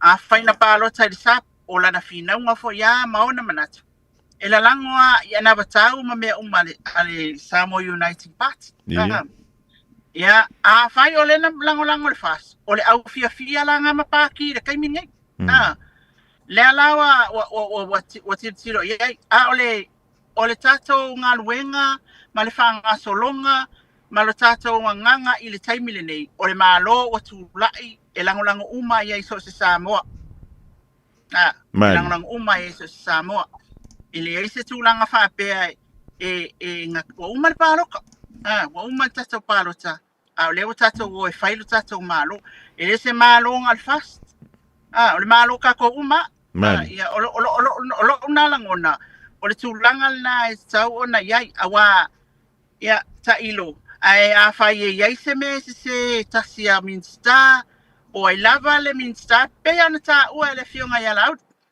o ai ale kanga solid tula fono ia e anga ia la o me pe ona iai lu tata watunu ma so o se atunu ai lau langona o la ua ai e taimil nei ia e ia la tau e fai ti o lava i le fainga malo o le mea na e natural le se mea se ali Fofogamua Malira. So sa tu no wa ia le au ka fuafi e le au fa sua ulo fa sak io e fa penga e ia foi la ka ngo fo mai lunga lau e tali al fa ali fule la al Mali. o lo no winga o le tulanga la valina pat ile au telenga mea uma malutato wa tunu uma le runina malutato lango e ave lea il malo watula e pe foi ona iaina tausanga e fia uma vai mpa inga e awa ona lango matina e fatas male malo watula i mai il taimile nei Ma lo va tanya lilo. Ia antono le sivainga leo la o tiai le tanto tamo e ngai le vei tamo le tausan. O lewa tulai mai le whainga malo fau. Ia lele i mai a le pili o ta fo i lele e mawhai o na o atu tangia i lato. O lele i manuia fo i lele le tanto whainga palota. La sau si le fia o le ale umile to toi. Ia o na wha amuta mai i lole i na. Ma se isa ili ai. Ia le wha antoanga leo le 10% fo i lele o no foa. Ia anto mai tai tono le tanto pale. Mene pe anto ofia. O la walu fo i alfa ulunga o kanginga. Ia. O le mela e mali ai. O wafo i le wamako wa nganga mai i le whainga le whatautonga. Mane malu. A wale ai masise koe alu i kai le kot. E mata o whetau i le whatautonga manai whamasino. Mai e o kou le angwa koe ia mako. Ia whakarikali o kou pe ako waku i petitions. Waman tua o le la tatawanga i atu fo i le na i tu vai. Le na fo i vaenga. Ia o mea lava ia te tupu i taimi o whainga palota. Fofogamua ai se isiaki mai. O a fia sa oni tangi. Wa esa le upo falele. A esa le fama fa ngei famai. E korsa fulmon kupu mako kangina wa ave. Ai ke ko e o la sola tola lo famai. Ngale fikula le wa ave lu mal fama sinonga. Ia tulanga fa pena. Ia me wa faile va. E faile si dawa. Alwatu si ona uso le wa malo mai famai ya lo faia. Awalu yengi kai mi se sa kai mi le so mai nga ya lu la ia le. Ia o fea ngainga la e faiva. E ono sui ai a mata upu ia ai lau tau Fofogamua. Ma wasi tala atoa o tatou whamasinonga o le vai liu tōnua nā le la tatou o atu iai. Le walo la auli a malana whainga malo e whaikako pākiki. Ma koe wha smooth le mea uma ma koe run le ia flow tatou atunu ilo na tamau ainga. Ia ai kako anga i mailo i whamasinonga. O lasi tala mai i whamasinonga i mata upu ia wa iai. Ia o ai o lea avaku luma kali al whamasingonga e lava mau, e le lei mau, mau tūle mau. O ai foi lea avaku whai mai whale au ngā ina umato mau ia lei mase me sao lea mase me mo. Ia o tūlanga mana, o na toi whonga foi lea tātou atunu. Ia pe iai se suinga o sui a whaipule o le tua le fast. Ia manisi foi o le HRPP, ia man au tūto atas. Ia o tūlanga lena iai. Ma lo va tanya lilo tele lo ye pe fa sa mai ni te wose. No fa lo ngol fa tala fa pe o le vang fa il Samoa o poto ele isi. E ono avea ye se tangi fo ilele. E fa sanga isi sui tau va na la tu tau va. O sui o le Samoa o poto le o malolo mai le whainga palo. E moni lea fa talanga lilo pe a. O le tala le nā mali sau noanga le nā fia me ina ofesiringia.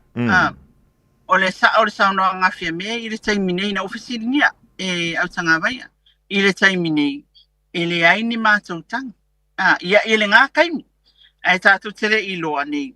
Po ai le whaatulanga wai a mai le lisi le ko. I petition si o le pālota. Ia po ai la pe o iai se Samoa o potu. O awe sana tangi e whaasanga nga i uso o tu mai. Fo i mau lātou sui whaipule. Ia o tūlanga ale nā e tūlanga whapea. E tilo fo i le tūlanga o le umi o le whangasolonga, tilo i le lava o mau, tilo le sailinga, a wai alu fo le malosi alu le kupe. Ia matoe o fo i tū malo. E su e mai po whea mau e whamau ni ai nei mea uma la wa matoe le tangi. Ale o le HRPP ai e lau whalongo na iai e luas fulmon tupu a lātou tangi. Ia. Faisi tele o tangi na. A le ta ua ele fionga i alaut. Ia, pe ia e ono e pe lima la tau tangi. A la tau fo i el fast. Ia, mantua la oi. A whaia e whale au ngā mai ia le. A whaia e manu malo tangata le tangi. Ia, i se sui whaipule ua solid tu la fun. Ia lona winga whale au ngata fo i whai ngā paluta. Lai siti. Pea whai e fua iei sui o awhini. Iai o tangi. Ma le tūlanga lea. I le tangata le tūlai. Ia a whai o tangi le sina whai lea wala pio pio. A whai e toe tali atu le tangata lea e tangi mai iei o ia o lona winga. E pa umala ua le toe tau wā. Ia e o mailo i lunga. O ila e pengi whiki e lola waenga ia le kaukakala. La ngofo a pera waenga i tu totu wha. Io il tulanga fa pena el tato tali lu pe maunu e ma ali e foi yanga al porkiki e ma ali e foi ai el mana io le mali o le whai mālu o tātou whai whai i le tātou whenga i mamata upu. A wale a vea mani mea e whaamoni e loto lis. Ma whai e le whaitanga i. Ai malama le lei le alunga o le porkiki ma mea kama i. Ian ku wale o lako e pisa lako e tātou li poti a tātou mwha i loa le tātou atunu mea uma o le la nga i e le whainga malo ia o le palimene ma le whaamasinoga. Malo va tanya lilo mayava ia si tātou tāli a lupe o mahunu e peona e sauno. I le tūlanga fo i peona ia tātou tangi ia wai. E sao le ia lau sauno anga lilo mayava. Ia mantua fo i le taimi. O laive vesi le toi whaitaunga o meni o pālota ma le unga o le pālota ua whaitauina. Ia e mawhaiana whai mai le tangata. Ia o mako e fia se lau, fia se fulu mako kang. Ai o lana tu whaatasi mea o moli mau. Ia wau le sile mea. E tele na pā ua i mei o tangi o whainga pālota. O le lava ma le malolosi le. O mei ai ta o moli mang. Ia tasi a leo le tū meo le si tūmwha pe mai. Ngai ai o lea ia. Ngā ua kura ngā fia se lau tā la lilo mai am. Ai o le mana i o le tāpere pena mai ai. Ia o maala ia le. Ia ia se mea kā koe visi e fua tātou. Ia e malo le whai o le whaiva. Ia malo le tauata. Ia te wei ni si vai ngā tā ua. O lo e fia fa marino a wala fa funga angal tanto o tro wa lo no wing ya lo veio so fo a pule lo fo le tu tanto dia le so lu tanto filo ya le la mantu wa tu le mata ia tu fo ya le tu filo inga me le fionga le pa le mi le so lulu o le nava ya so ilo na lo fa malo na ngale ta o e Fofogamua ma na ia tata wa vanua wa ngona fo i le fia le loto ia ma look forward i le whailo inga ma le fionga le li pāni mia i aso ta itasio lwa i aso lea wa maua mai. Ia, ae peia ona e ta ua moni a oi, o le tūlanga le na i mea ia o tangi. Awa o lesi e whai mai nge ia nga kala i lunga i ofa mai. Nanga uwa ai e nganga whai akua, le whai mai siko inga ke sau ke mori mau ma whai mai. Le ai langa o le ali ila le ngang whai mai ia, o ai mala whai mai ia. O te ngā mea na, le oke i ante leo ai o le tūlanga na i meo cases fo i e awatu o le pārota. Ai ui lea li Fofogamua. Ia o te lo le a whapau mai e, i se tā o na ngātu Samoa nei mo le nei taimi le tapo kalambi. A tele pe i titi e longo atu alau tau wha ia ma le tātou le tio fo. Ia a wā fo i a se nisi o te tūpunga. Ia o le awhia ngai e ma le tātou o tunua e mai se. O le whamani nonga o mea nei. O le... O fesuia inga o malo, e tele a mea e tawana tuli mata ia le tātou o tunu. Awa e a ngai me fo le malo fo ia ma lato mea na fafau, ma lato loa ma le sirafia. Ia ai ese fo i ma le mea sa tātou a ngai mai e tātou ia mai lesi lima tau sanga o mawai. Ia o mea umana e tuli mata ia ina ia manino le suinga ma le fesuia inga. Ina ia i loa ma silafia le tātou o tunu. O lesi fo i mea mata upta ua lewa tia mailunga. Ia o saunoanga o lea e whaalongongo le tātou, ia tātou whaafonga fo le tātou atunu. Ia tūlanga o le mata upu le RSE workers. Ia. O le tūlanga le na o whaalongongo ati e le si fo i whaatanoanga le amale lai. Ia e au fo i ona tātou whasirisili pea. Ia po le ale tūlanga le fuafuanga le malo fo. Ai mai se ai la, o mea ia na whaalau le road show al fast. Ia. O a fea, e tau nuu matino ai mea umanei, a wā foi i ale pa ia male malu se tātou atunu sa tātou whanonglong wai. Ia, e whaasono mai a le fionga le li pale mia mala na ka peneta mea uma. A lai tau fofo, te minei whawhita au li te lea lea. Lea uwhai e kako emergency budget. Ina ia whafo i lo tātou atunu i le lelei maso longa manuia. I fuafuanga o mea tau tupe, maua tatongi, maua mea aia tamaiti, maua resources, maua o nanga tau soi fo maloloina, mea mawhapena, a wāsi o tātou. Tunu so e ke lea la kako awa noa, e abatu le tātou sosoani, tātou te lava papale ai, mō le whainga malo fō, e le whaingo fia fo ila lātou ngaluenga o tūla i mai nei. Mo le antulanga ngā te tele lilu mai awa, mo le abro tātou sila whainga i le ni vahenga o le fia tai mo le whaam di roina o le tele o nisio vahenga. O wāna wale longa pui ali o le pa ia male malo le tātou o tūrou. O tele mai lo ia lile po tau whaiange i lalo. Ua kau wha mangi whiange na ngā mea o le papa kiu kongor ka kua kongu e rei taununga ina le tātou por kalame pēa. Ia, o le tūlanga la ia o le au papa kiu a ia ngā muasua la kou. Iwe. Mea nā leo i loa le au whai papa kiu kou ke ngā muasua o kou ia i kou mea ngai whai. Ai, o tātou ia e re tepa i nā mea o papa kiu paule mea. pe o ka wala ki lalo ya e tau foi ona sila fia le fainga malofo ya ele ai ka foi papa kiwi ya mol fainga malofo ele fainga fia alme la ye nei foi awa o mai foi si ese foi la tau langona mo la tau manatu ya o alunga ya le olanga awa tatu te tepa ile tulanga foi le mawaiso tatu manuia ai tatu apo ia mea lele ya wasa manuia mala ulunga se tatu watu no Fofogamua.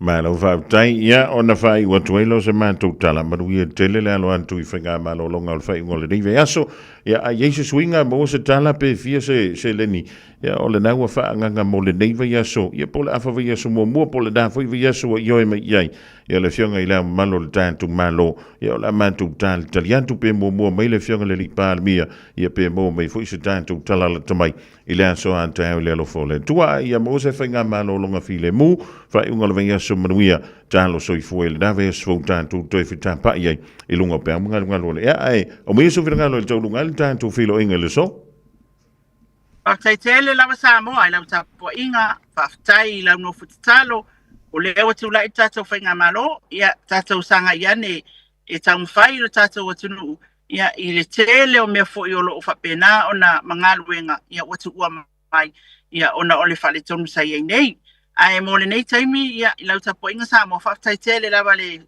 alolofa mai mo mai I le tato po kalame ma le tō Fofogamua pau foi o se tala o mawatu le tato tunu le nei taimi ai ele langona ia o lea ua tafa ata o malama mai peo o le saunoanga le fionga le li palemia ia maua se tato matu palpala e tu sai o le tasi o le aso le vai aso e wha ailo mai ai mea uma o lo wha pena o na ngalui e mo le tato o tunu mai a tau nei mai Samoa whaftai tele lava Fofogamua mo tato po kalame tato whailoa I le vai aso fau le alofu malanga leo le atua manuia tele whai unga le nei vai aso manuia le aso sa I le alofu malanga leo le atua so faso I fua so I fua ma ia manuia le fionga ia lilo maiava maina vai misa le sui o le tanto wala leo ngalua me tono Samoa wala vai le longo puili o lo topa ia ma lo o toma malu I lea aso ya so lua ma stofi o vai aso tasi se o lia le vai aso a saulo na lo famalo na ngale lei ya o to mo foi leo se isi fa ponga o le tanto filo inga ma le fianga ya lilo maiava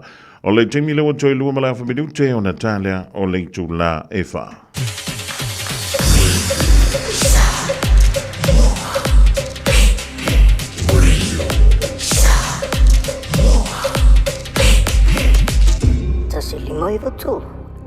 Just think a minute. It could change everything.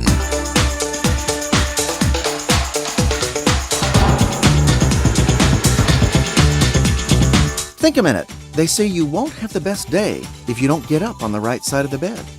Years ago, brain surgeons discovered that the brain has two sides, and that each side thinks differently. The left side of the brain is where our logical, short-term thinking comes from. And the right side of our brain is where we do our imagining and creative thinking. It's from this right side of our brain that we get most of our energy and creative ideas. And the thing that stimulates this right side the most is when we have an important purpose. For example, if you had to carry a heavy sack of sand on your back across town, your left brain of logic and short-term thinking will make you feel tired, even upset, to do something so boring and physically demanding. But if your little daughter was hurt badly, and you had to carry her the same distance to the hospital, even if she weighed the same as that heavy sack of sand, you would carry her gladly. And the right side of your brain would send you an amazing amount of energy to do the job. That's the difference your having a purpose makes in your brain and life. When we have a reason to live, our right brain gives us all kinds of energy, excitement, and ideas for a successful, satisfying life. So getting up with a purpose each morning activates the right side of our head with a passion that drives us. It'll give you motivation and energy to live your life to the fullest every day. The genius scientist Albert Einstein said, "Imagination is more important than knowledge, but our imagination must also be based on knowledge of why we're here." You see, it's not until we know our purpose that we have the power to make the right side of our brain really work for us. Remember, our Creator gave us our imagination so we can reach our full potential and become all He made us to be. And since He made us, He knows our real purpose for living. So won't you ask Jesus Christ to forgive you for living your own way? And ask Him to take charge of your thinking and way of living every day. He'll show you your purpose in life and help you fully use the right side of your brain to give you energy, creativity, and passion, so you'll always get up on the right side. Just think a minute.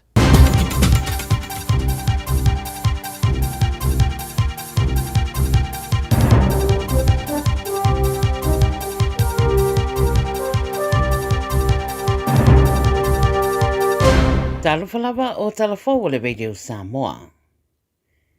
A o whawhaira i alo i atu le ai ngā tupo Britania le taunu wana le Presidente o Amerika Donald Trump i o lato lau whanua, wa vai a whai le taliane a nisi o tangata Britania i lea whai ngā malanga. Whai mai le CNN ese umatanga mā mionga whaalia tangata Britania i le taunu watu o Trump, o le to tele wa awai i soro te e whaasanga i le Presidente. O palota whataita fo isa whai ai Britania e whatatau le whai malanga atu o Trump, wa whairu ai e onos fultasi pasene o tangata Britania na taliane e le fia i le Presidente o Amerika. Mai lava i le taimi na taunu wai Trump in malai waalele i lontona, na amata mai ai iso le te ma le whairu ai no fina ngalo o tangata rautele, e ala i whailo ma pepa o tusi ai o lato langona, whatatau le ase atu le di Presidente. Pa mai pe amane di mawhi tangata na sawa wali le lau mua o Britania wa whailo ai le fia. Whailo mai e to whaari i wa po ina leo o no whamtaranga whai ai le teimi o iata te ma wa whailo fo i le ripoti o le tele o por karame whaatino le malanga ato o Trump wa mātene na whai ai no fuanga puni e le mawaini awa no tangata rau tele ma wa malosi fo i mare puinga. Mai Afghanistan, whai wa whaatonu ina nei le Taliban le whaongaina, le whaasao na toi whaongaina le interneti le tu i mātu o Afghanistan, i a whaamutai nisi o ngai o inga le manuia e peo na whaamatalane e whai ngā malo o whaitu malo. O le Islamist Movement, sa whaaleo la tō popolenga i le taimi uasola, i ata le manuia ma winga whaalia o whai ngā woma whewa inga, a li matamai ta i runga o penga ta whaelangi. O li pitia lao le temi mua le wa whai se sa whaapea, tarona pūlea le Taliban Afghanistan mai le lua whelua tasi. E ni mai tu malo lo o au fia i lalo o le sa lea e peo na whaelua mai, e au fia i tu malo o Kunduz, o Badakhshan, o Baghlan, Taka, Mabauk, i le tui mātua le tunu malo anga i sa o le sa, i le whaongaino le interneti ala i le fiber optic cable, au lo ava no pele whaongaino le interneti telefoni whea vea i matara ala tangata lava ia e whaonga pe amana o mie se mafuanga tau. O sa ale Taliban i tamai tai le whaatapula ai le whailo ino ni o lato manatu o matua i whaitio ina i e kulupu tau ai a tatau ma nisi whai ngā malo a tunu i whafo. I Amerika, e to tolu manu le malo i Amerika wa whaamaria mai wa whasiotia, ma le isi to o lua lo manu nu ai tau ngā whana i le tu i saute o Pennsylvania. Whaamaria mai e leo i le 9 News, o le tau ngā whana na tupu le whaetua North Codoros, pe ama le se lau varsu 5 kilomita le tu i se sifo Philadelphia, e le mamau esema Maryland. Sau nora komisina o leo mai le whaetu, e matua i maa losi mawhtianga i le nei whaalawe, ma o le a le malo lo leo se i vanga na ua maua i lātou whaatinoina. O le isi to o lua lo manu nua o lo leo ina fo i leo i le whanamai, ai le i whaamatu mai e leo suafo i tangata o lo o au fia i le mata uple nei, a ua ta ua lo tutu whaatasi au o nanga uma leo mara au sue i lea whaetu e whaatino le suenga, ma whesosoani i leo mai le whaetu o lo tupu ai le whaalawe, ia vave o na maua i lātou whaatupuina le nei whaalawe. O le soatula iei le whaamasinonga se di iwa tua ia i le whaalawe na tatu iei se turou, li ari se to orua i le train station i Maryland se le tu i se sifo sini le Sonanafi. Whai mai o le Aoauli po le lata i le lua, na tupu ai le whaalawe na maua tua ia li ia to o lua luasu tasi ma le luasu tolto sanga o manulua. Na whaelo ane i leo peo na ripotia le 9 News, na whaife upo inga a le li e luasu tasi tau sanga ma seis tangata i lunga le train, alua nei loa le tangata lea mawha o 5, i le isi fo ia di e 2 tau sanga sailunga o le platform. Na ave atu I la ua na mananu e le whanama I mau wasoronga manuia, a po le tau le tolu le au dia na nafi, na pu e iro e leo se di e tolu se furu whātau sanga, mai se whale I Kio Ford, mō ria le wha o lima, ma le whanau nau ta inga e ngaoi ni mea tō tino. E le ima whai ona tala nei tua, a o tādi ailo na tūrai I le whaamsinonga I le so. Ma le tala muri mai New Zealand, wa lipotia mai le tiofa wa malo New Zealand I le so o tau fia le tu mau le whainga malo New Zealand le amne I no nisio International Adoptions po o vai tama wha wa malo sa whai au fia ima mata upu mai Samoa. Ta ue le lipotia ma fua ono popolenga I le sawa ino tamaiti au fia ia fuafuanga o le whaamasino lango lo whea ngai mana mata upule nei o Nicole McKee, wa ia whaalia le ripoti o lo ia inga ruenga o lo whaatino le te minei ma Samoa e tango fia I mata upu whaapea, ma se iwanga na ua wha mautu puinga tala whea ngai o le atao fia le tu maupea mo le te minei le toe whai o adoption CAP o na whaeloa. Whaelo mai le whaamasino e o le awheta maiti e vai ta mai na whaamalo I le tausanga, mai le mai loa peto o fia o I la tauia o fea ngai masa wanga I no fuanga lo o au mawai. O le teuteunga I le pili I le Adoption Amendment Bill na fōlasia I le parlemene I le asolua o le vasanei ma pasi ai mai amata wha mamalu swinga I le vasanei se ia to iei se aso e longo I nane le kovana pe se ia o lava fōi ia iulai o le lua a whelua sifunu fitu. O tala ia le Radio Samoa mo lau whaafonga mai le nei fo iaso manuia ngā nuenga o whenga ia. Ua na o le Radio Samoa se furulima iwa toru a mo e tautuaina o e ilangu ngana fitu aso le vai aso. Fire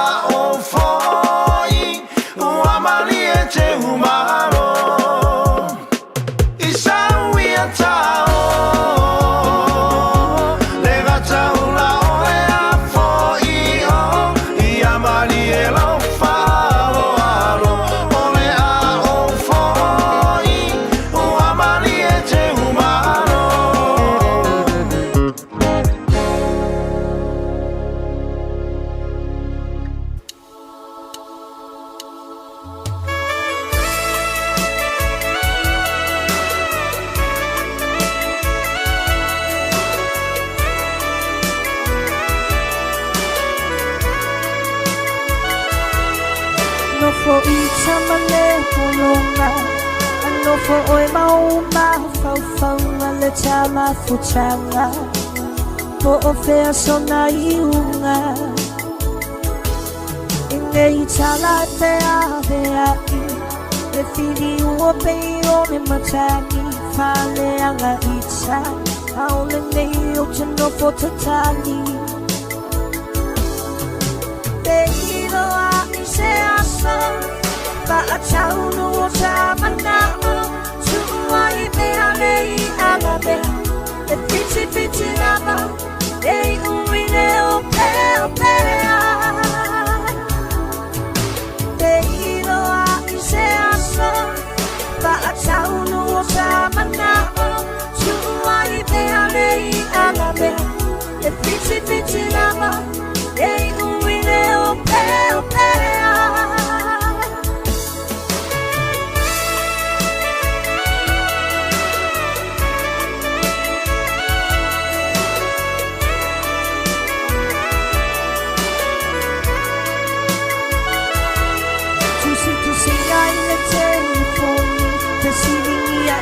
so fa amau le tatu una tala se ia bangana le oti singa wa ela ma le anga umama le pa aponga se avano amo icha se yo ucha ua tuai te ilo a se asa pa a chau no sa mana Why they are lay alabe e piti lama ei uine o pea te ilo a se asa ba a chau no o sa mana why they are lay alabe e piti lama ei uine o pea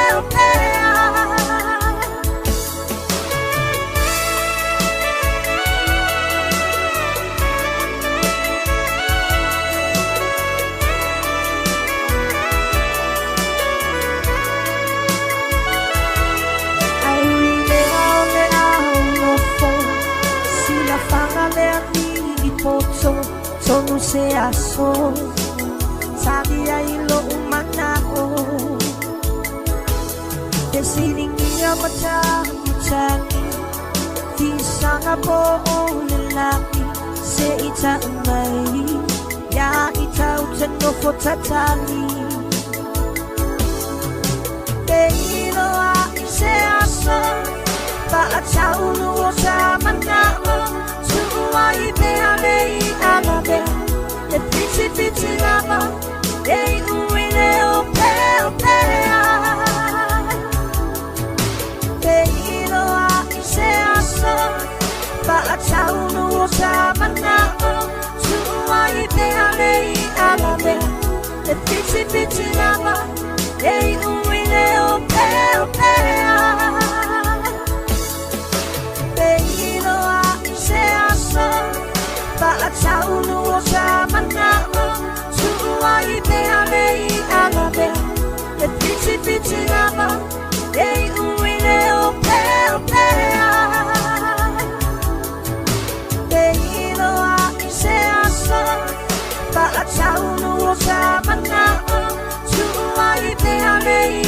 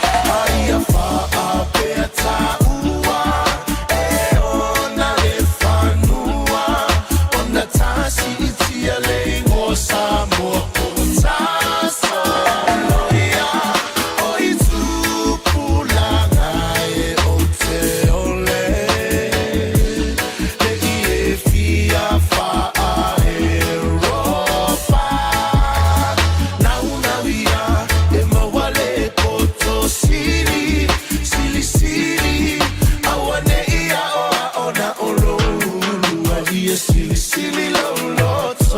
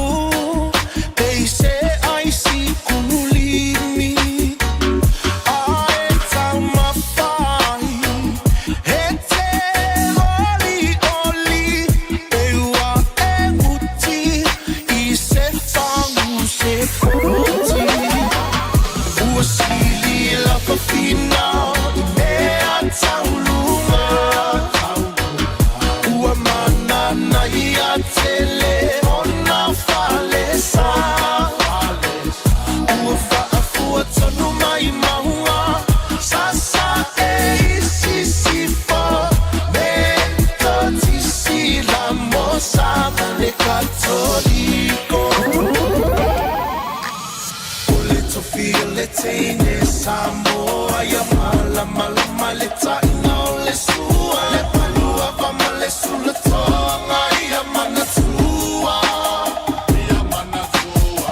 utupula ngatala voine ya so semana ufa ali alimalu etile fa Samoa wana ole nanu fa amole mole so te filo malu.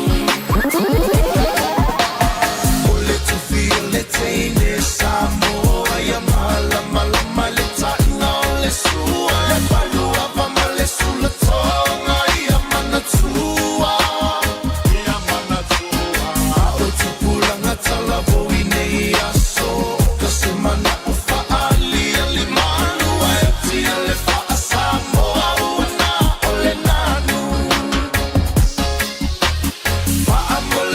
so take filo malu now ya ema wale poto sili sili sili awane ya ona olo lua ia sili sili loto.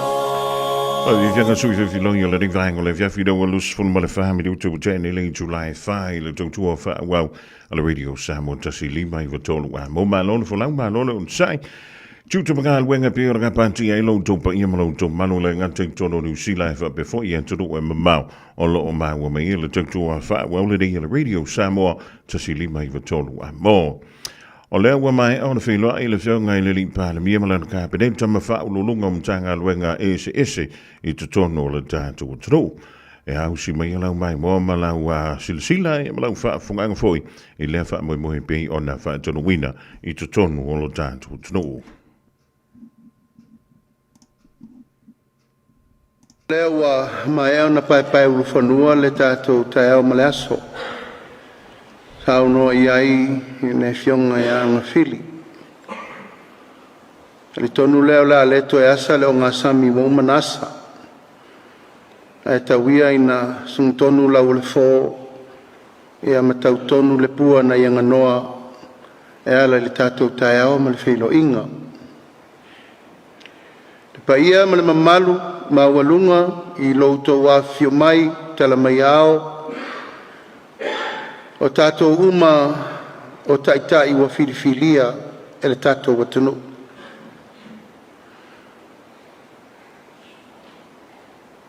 Filifilinga o lea fatoa mai ai le tato sauninga papito o lea wa umana touta pena ina. Ia te auto uma o whaurulunga o mtanga luenga le malo Malauto tali mau ya o tau o lo o tau iai tūlanga o whainga ma lo whaawau. I taunu mai o le whainga ma lo i e whiunga I minista lango lango. ia o lo mamau pea lango le vaa na whao a wholau. Pa ia ma le mamalu lea, a inga ta paau whale polu o tō whinga, ma mamalu e malu ai Samoa i o na tūlanga whalu pea, tupu mai, ta ma li im whai launga whale polu o tō whinga. O tau ua whiriwhiria mai le tōwhia ma le awhi o tangata anu o Samoa. E tau teo mai e whai o tau e whai ma vae ma lima o le tatou whai ngā malo. Pata alofa atuai le nganga wha alo alo. Pa ia ma le mamalu maulunga o wha alulunga uma ta ngā luenga le malo.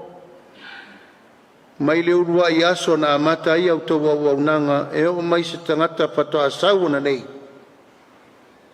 O le nganga o le whaafitai, ma le whaamalo atu i tau aveina o tau whaiva mtiute. O le whaamoe moe o le tae ao le nei.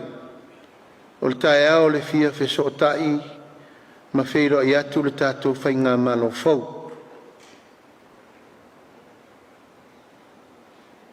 E leto e tau whaamatalaina tūlanga wa umana whaatati tia o tātou mātua wa o. Whainga whaavai tūla whono me me uma na ta i ala ai le whainga māloa le tunu aisea e ta tau ana i ai tūla whono e rima teita inai whaafoefoi ina o matanga luenga ma pūlenga ma le awa unanga i to tonu o le tātou mālo. Hape nāre pāre mene, hape nā fo i whaam sinonga. Ai a tātou mailo le whatu o le tātou whee loa i ma whesila whai wha le atunu. O a inga e whesila whai. O wae le so ona wheta lolo ai, e ala na wheta lolo ai. O na whai ia, ma ona ngafa, ma ona sotanga. E malu ai se a inga poto poto. Manatu lea le pa ia maua lunga o le tātou maafutanga le nei aso. O le anganga o le tātou tai ao ma le whaamoe moe. E le mawhai o na wha solo ngā luenga, a le whai ngā malo whiriwhiria e tātou le ifsirwha. Pe sa tupu, pe sa le tupu mua o le mea e te tau na whai. Aisea, o mātou whaavai atu o tau sinsira mai. Whaalata mai ia mawhanawhana le whatawhata, le whatawhata. I le loto, i le fatu. Oina, e mawhai ai o na tātou fusi le whau o malo. Whaasolo e le ngā luenga, ngō le sirima tausanga o whiriwhiri mai ai i mātou ele atunu. Tātou tio mai whaau au le ngā luenga lea sa au tau whea ngai. Ma isi fo i pūle ngā malo o lea ua mawai atu. A manino a le mato le vai. Ua toa fo i le tai. A malama fo i iao se i o nei. Ua soifua malolo ina le tino atoa. Ina ia no fo fale ia sa tu ia maa.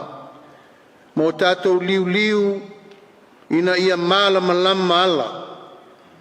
Manino le vaai. Aua ne iai se pua o e tasi. Aua fo ine iai se mea e tilo ai e le malama iai. Aua fo ine isa vale tau mate. Aua ne isa vali po ngisa. Pesa vali tofo.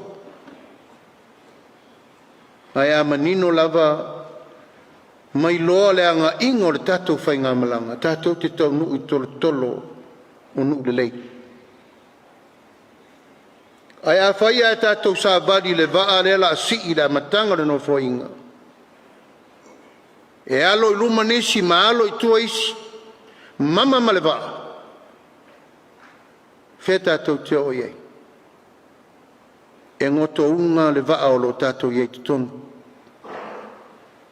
A o ai o iei te tonu, e le nao tātou.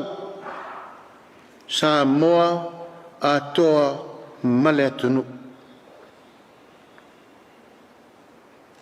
E ala leo le tai au le nei. Le paiae ma le maualunga, loutou paia ma loutou mamalu tupu mai, tu loa na whiri lo sauno mai, whanau I mātua I oe. Iai le teimi tātou te mawhau whau ai wapena. Al whati nonga o tau tiute mga luenga, I le tau whai atu. Leanga o tau umalava o tupu mai o le tunu. Iai o tau tamari anga. E iai foi o tau tūlanga wa Samoa ma le vāvalo loa, me tau te a fio mai ai. Paualea a tātou tau nuu mai loi nei, o tātou umma o munu munu vai a Samoa. Tātou umma o au auna le tunu. A tātou tau finga na tofi ai tātou o Samoa, o lea o umma na whātu la whono. Lea o tau Samoa. A mea o le ute na o whainga mea. O e o tō fia o taitai. O pule umalava mai lunga o mea o uma na tusitusia. O tātou le nā. A wafo e iei le upu o mātou nei a o tautaya. A le fua tātou te lulu. Tātou te sele whatasi ai. Pa ia mana malu o tātou whātasinga nei aso. Mātou whātalo whātu le nganga whāloalo. Le nganga lo ia. Pa ia mana malu mawalunga. Pulenga uma whāle whāvae tūpito mawalunga. Ile me ngata ai. Le tau walunga o tō whinga le tātou malo. Mātou whātalo whātu le nganga whāloalo. Ia le whainga malo le fioatu o fionga I minista langolango. Ma le whainga malo whirwhiria. O le tātou whainga malo whirwhiria.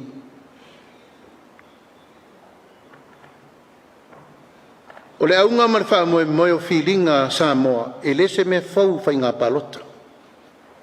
Ta I lima tau sanga ma tātou oi whirwhiri. O le ale whina ngalo Samoa wa mai ne lima tau sanga. Pa ia lau whainga luenga. Tātou nā. Tō whuuma o tōu, ma ai ātatau, no tō whiri, mo tō palotai. Nangon mesa o loto nā le tangata. Te whiri ai po whelwa ngā whau whai sa e au iai. Sa abe fo iai lo whātua tuanga male sui, na e whiri iai. E ia lau whainga luenga le malo. O uma na nafi. Oma. A whai tātou te alo lofa ia Samoa a mata atu I le so. O nou tau sira whira rea. O leo tātou mai whātasi le vaa le la malanga. Tūna mea se tātou toyo le sirima kauzanga. O le whainga malo le uo mai. Or whainga maloa Samoa atoa. It is the government of the day. I le o toi iai se upu, o le toi tō sina, o tō manatu, o tō langona. Pe toi a vanga se loto, I se whainga maloa o tōna iatu. Pe a whai tō te alo lofa, I le tātou whainga malanga mo le lima tau sanga le nei, male no mana. O le ale me sili mo Samoa a matatu nei. O le mātou te talo. Tātou lima fantasi e fasolo. O le tātou tau tinonga nā. O le tau nu mai e whai ngā malo whirwhilia. Wo mai e tau ave lau tau ngā luenga. O lea wo umana whai. O afo ini mele leisa ta pena e whai ngā malo i aso wasola. Melelei whāwau. Whai I lelei atili. Au iai fo ini lape mani me te tau. Ona wha leleia, whau tua mai, ia fo ia ma wha leleia. A iai fo ini me fia whai mo le wha leleia atili manisi atina lelei. O te tāru sangatu, awane iai se me lelei oti tua. O le atua nāma se la ina le mele iaisi o tātou atenu. O leo toa fina ngalo le tunu. Ai sea o fina nga fa por kiki. Ai ole tunu. Ola tau e whaia whiringa. Ole tunu. O lo fa tali mai fo i le au nanga leu tato iai fa tasi tae ne. O le ti mainga, ma fa manatu, ma fuail tae nei. Iau tau alo whangia al tato whainga malang. Sa ono sa i lava. Sa folo ale ono mena aisea e ma fua mai isi tangata whainga luenga al malo. Le la lafo upu mamafa. A ngai tau wavenga o tau tiute mga luenga. Ia o wha solo fi nunga tau porkiki. Wana o le wha manatu. Uro iai au lape o tau ngā luenga ma me umana whiri ai o tau. Tau te tū lai o tau o tangata whainga luenga le malo. E te tū lai o oe o le tangata o le whainga malo. E te tū le vāpo whelaba. Ai angina lolo mana o le melava leo lo tū lai. E toso lo pito le mete loto. Ma e manatu iai ai le loto ai le whainga malo. Ona e malia lea. Whailau whaiunga. O le tatalo lava ia le teimiri nei, peo no whai atu. Ngā lulue, whaatasi, tangata whai ngā luenga uma, ona le pine lea, ona manuia, a tato whai ngā malo. Tasi ale aunga, ia se ele sao le atunu. Ele nau Samoa se atunu o le Pasifika. Ele nau Samoa se atunu o le lalolangi. Ua tātou I lunga le mata mai o le lalolangi po le a le tūlanga le iai le malo Samoa. Nā le tūlanga le la ngā iai Samoa mo le se furu se lau tau sanga mo le numana. O le ngā luenga le nā, o le ua lafo mai le tātou atunu o mo tātou. Pe whape I fōlinga o Samoa I le si lima, se fulu, lua se fulu, lima se fulu tau sanga o le numana. Ina ia uma atu le tātou teimi. Ai o mai tupulanga o lalo voa. E whaasolo ia I le tau venga o le tātou watunu. O le tatalo. Ia aua ne ia ise me tasi e le iloa e le tātou teita inga le malo. E a te au nei o le pālemia, sui pālemia, minista o le kāpeneta, minista langolango. Aua ne ia ise me tasi e le sirfia. Le lei le anga manuia fa le tonu me to e fo a auto walo lofa I lo tau teimi ma le matou teimi. O le whaamtalanga le nā. O le afu o le tunu. E leo se mea whaingo fie. Aisea, Samo umma o lo tongi le ma. E re ngata I ai tātou ono nofo I nei. A tangata umalai ai tau malele la lalolangi atoa. E se atunu fa per Pasifika e lafo maita I ono se lau miliona, I le tau sanga por 5 se lau miliona. E so soni le tamau ainga. Ai longa fa tustu sa liam tato. Ai ala na mafuan tupul melea. O le alo lofa mai le tunu. Ala to si sira mai ma vava ai o lo tato fa soa ma le tatau. O lo ato tu lufi mele lei, o lo tato whaiele me manuie le atunu, o lo tato saba vali tu la fono, pui le atunu mai le mea matau tia le iei nei, fo lau whataina, sawaina. E le pini le tue whao popo mai o le lato sosoan. Ai amanatua, le tangata malana matafa ioi, tau ave iona tiute. E le o iai le whainga malo le ato toa. Na e tō te sila mai. Tō tele nisi o sui fau ma le pān mene. Tō tele fo nisi o sui le tō te sila mai. O e fo I sa sau fa whai no fōa na e tō te alala mai le te mine. Aia, o fo ina le lato wola e o mai tau tua le tunu.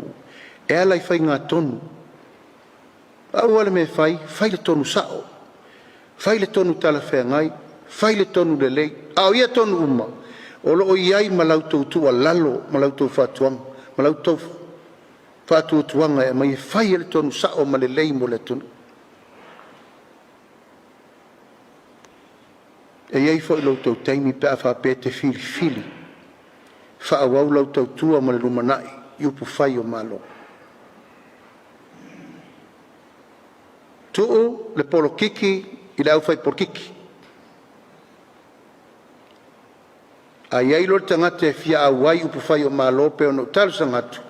Ha ma vai lei sa urore lo tau tua lo nei tu malo sa vari malpito lea. A le tangata la vai o ofolo na ola. Talu sangatu mele ngang wha lalo. Whai le lei leo nanga mo le tātou atunu. O wai le pine e le whai atu pē le upure nei. O le fuata malona lo, o le tai malona tau tai. A ia umane low time. E tu manu ai le tu longo longo. I lau ngā luenga sa whai e taunu mai leisi tangata. A lo manuia ma le lei. Tu langa o le whaso longo o tātou ngā luenga.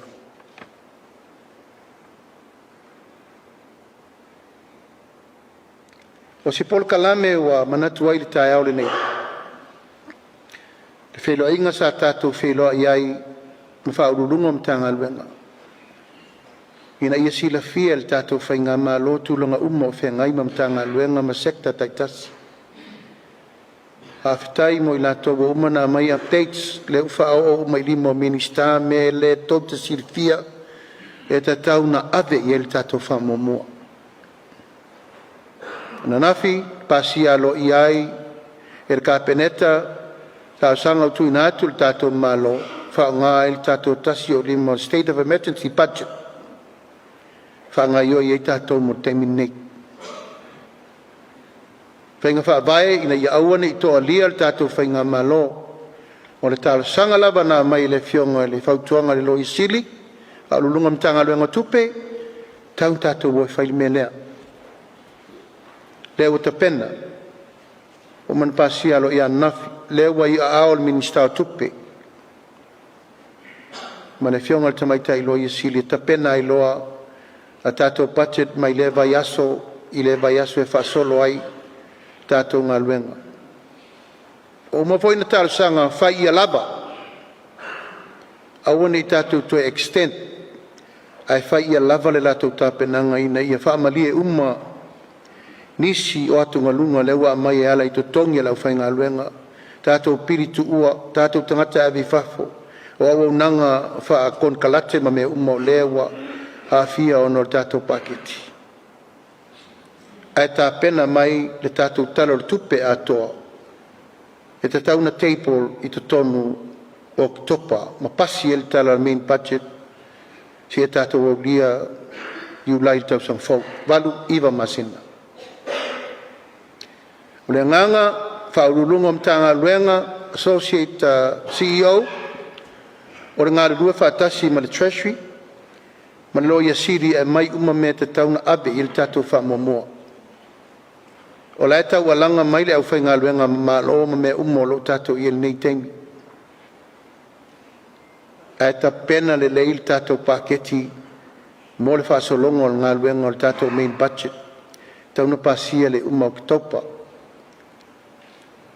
O le talosanga whaawau lawa ia. Le pa ia o whaalulunga mtanga luenga, e le se mea fau lau tau whaasoa i tupe al malo. A le talo le whainga malo fau, i au tau alo whangia le afu le tunu. Ia lufi lufi ma le tau whaasoa le lei, whaasoa ma le tau nuunga, i au tau manu manu, le anga le afu le mea ona. Ma le tamau ainga o le tunu o lo mai a tātou la lato whatuatuanga. Tātou te lufi lufi me le lei ai, ma tātou whaiani me sili mo le lumana.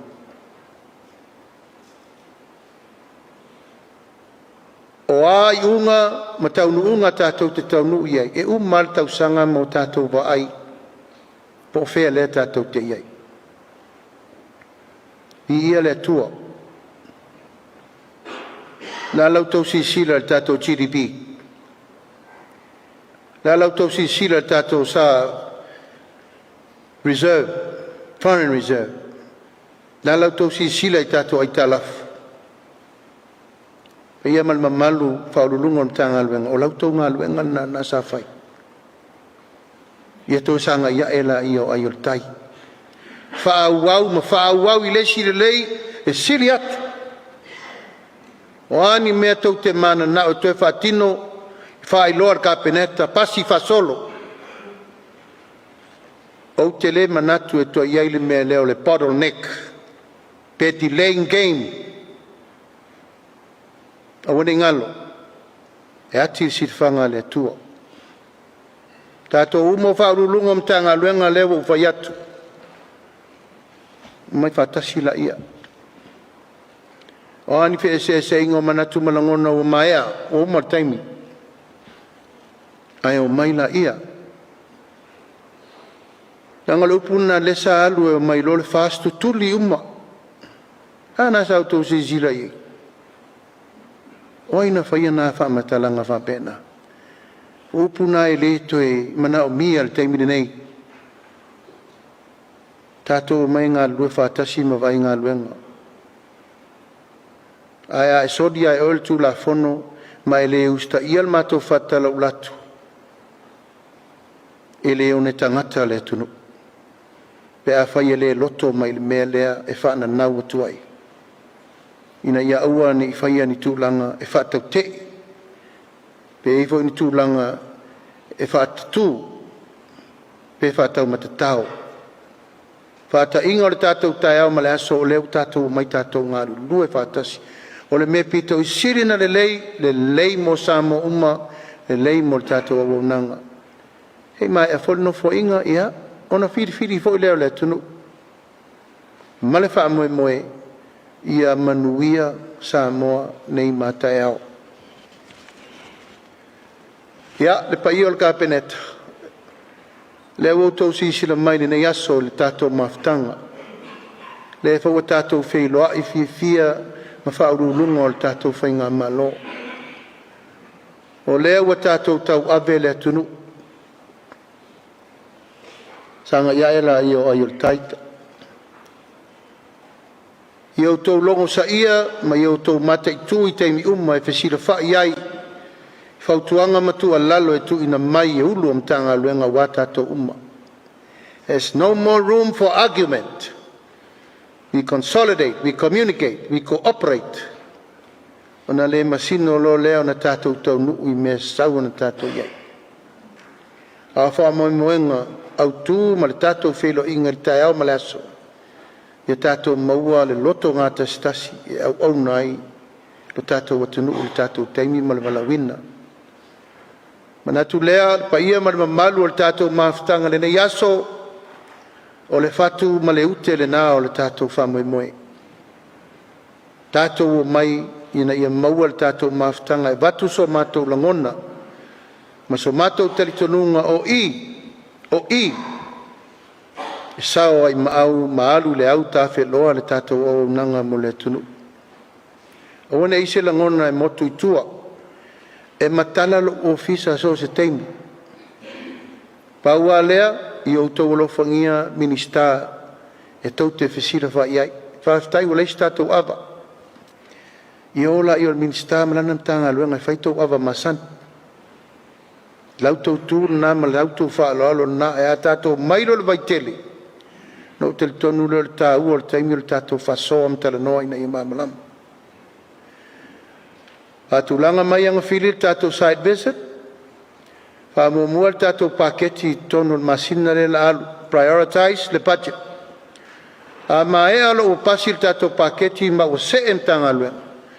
E ona wha solo lore le tātou wase singa. E asia si umalava sekta suma mamtanga lue ngan malo. Wha amole mole wha ai loa mai me leto te silfia. O lo o to o lia ai ma iai le mea tau na mana o mia whaanga ioi o mai tu uma. O le fufuanga na lewa iai ai lafo atu. Lafo atu po rale teng me wha solo ai i tau lumanga o tātou wasi singa.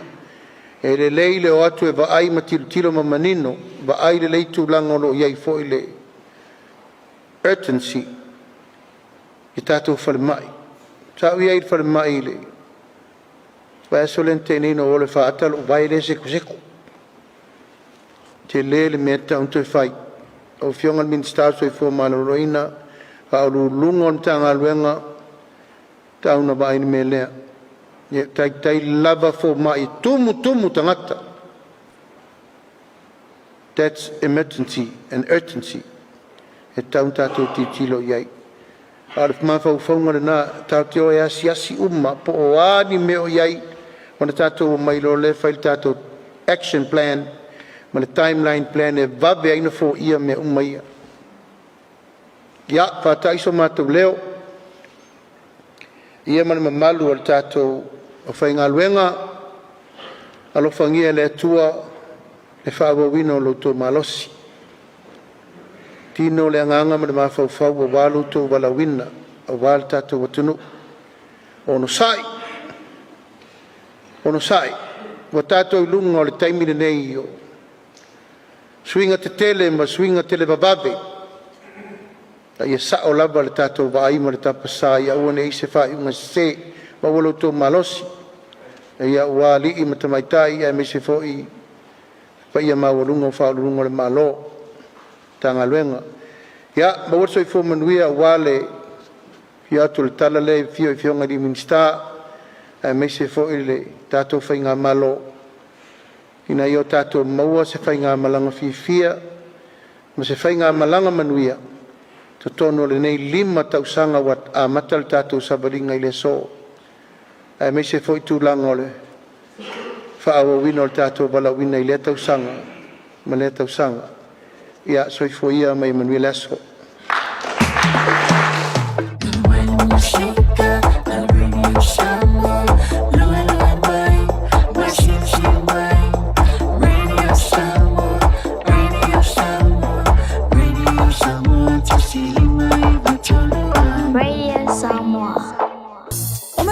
O e po se siolo a inga se fisoso ani tau fe malanga inga mo New Zealand. I mata au po pe o le vaita mai no whanau po nga luenga. A whai o lau tali o le ioe, wala au loa Ken Ferniho o le Fern Immigration Services e iaila na laisene. Ma ua silia ma le se 15 tau sanga o lana tau tua. E toa tele tangata o fisoso ani iai Ken, i mata au po tau fe malanga inga. E au fia ai mata au puna o atu le tribunal. Ma apili le minister. Tanga iane i le matou Facebook, ma le upenga te whailangi i moli mau. Mo nisi whamtalanga, wala au mai le Fern Immigration Services, ma tala noa ia Luisa, i le oiva, lua ono lua, tolu lua lima tolu. Lua ono lua, tolu lua lima tolu. Po le o lua tasi, tasi lima tasi, o lima. O se tala fia nei Samoa, wei nei se tautua ma se unanga family noto mai le kampania le City Car watu si tasi dua lua Lincoln Road Henderson te maua iai le tele o tawa la poa band e o foi tatu tawa le laiti tania foi la tofa le tonu tongi e talafo mo le tatu cashback a matatu lima se lausi aga iatu le 5 afe tala pe so te mai ungia Peter Pernanto le numera o lua tasi o walewalu fitulua pe a manaumia se tawa le fomolo ainga i le tau malulu City Car .nz Malo soifua, o le si Fofoga Samoa, Radio Samoa, tasilima I vatolu a mo, SEPT Radio Samoa.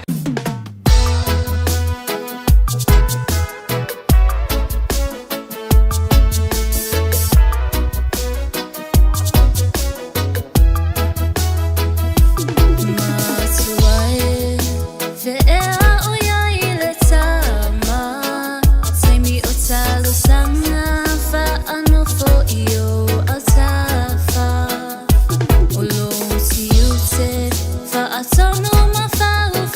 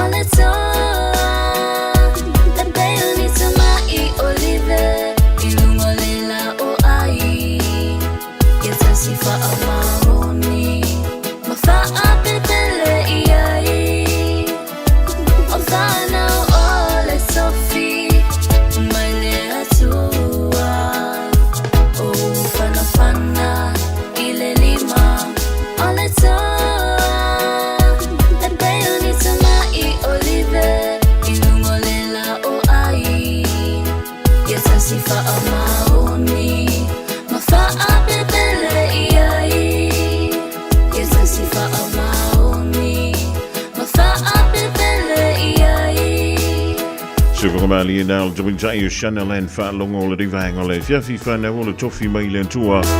I lau tue lo minute o na tale o rengtu lai lima te pena mai le whalatoa ia Miriam ana le topo Mariam an tātou tala. E anturu o le Pasifika ma le langi pe antale lima i le hawhia fidei. Ia wheo na wa e mana wawa mai le poloka o lungo le awala. A o fia foi le bakery na wa e hawhia i e tali e lau sua. Wa e le hau i le whale. Ba wana mengi ke o se singa le pai lunga o lo o fua. Ia o ngā mangongi eina ia leo le kou whane pe kau ngua kore whane. Ai kau sami oe, kau sami ala i loa. O ka lau hani, o lau ani pa sili sili o te patu saina. I se apa e la pi, o se pisu pasili, o se masi ke mai piti pasina sa pasui, o ni tamato malipi.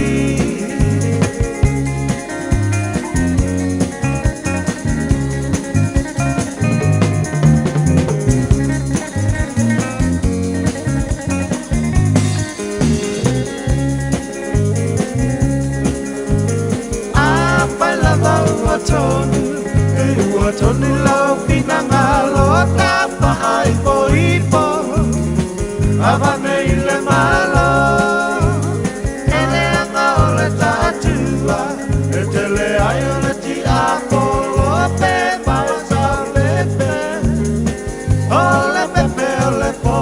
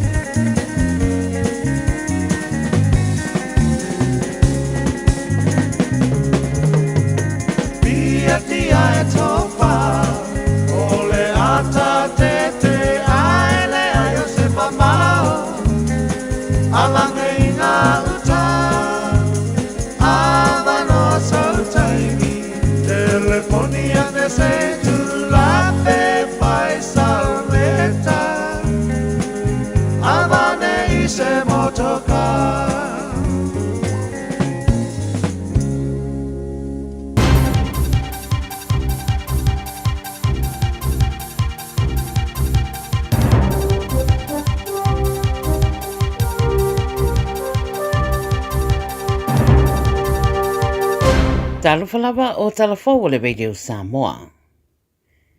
A o whawhaira i alo i ato le ai ngā tupo Britania le taunu wana le Presidente o Amerika Donald Trump i o lato rau whanua, wa waia fwoi le taliane a nisi o tangata Britania i lea whai ngā malanga. Whai mai le CNN ese umatanga ma mionga whaalia tangata Britania i le taunu watu o Trump, o le to tele wa awai soro te te e whaasanga i le Presidente. O parota whataita e fo isa whai ai Britania e whaatitau le whai malanga atu o Trump, wa whaero ai e onos fultasi pasene o tangata Britania na taliane e le fia i le Presidente o Amerika. Mai rawa i le taimi na taunu uai Trump in malai waalele i Lontona, na amata mai ai iso le te e ma le whaero aina o finangalo o tangata rautele, e ala i whaeilo ma pepa o atusi ai o lato langona, whaatatau le asiasi atu le di Presidente. Pa mai pe amane di mafe tangata na sawa wali le lau mua o Britania wa whaero ai le fia. Whaero mai e to whaari ua po ina leo o no whamtaranga whaia i le teimi o ia te te, ma wa whaero fo i le ripoti o le tele o por karame whaatino le maranga ato Trump, wa mātere na whaia i no fuanga puni e le mawaini awa no tangata rautele, ma wa malosi fo i mare puinga. Mai Afghanistan, whabai wa whaatonu ina nei le Taliban le whaongaina, le whaasao na toi whaongaina le interneti le tu i mātua o Afghanistan, i a whaamutai nisi o ngā yoinga le manuia e peo na whaamatala e whai ngā malo o whaitu malo.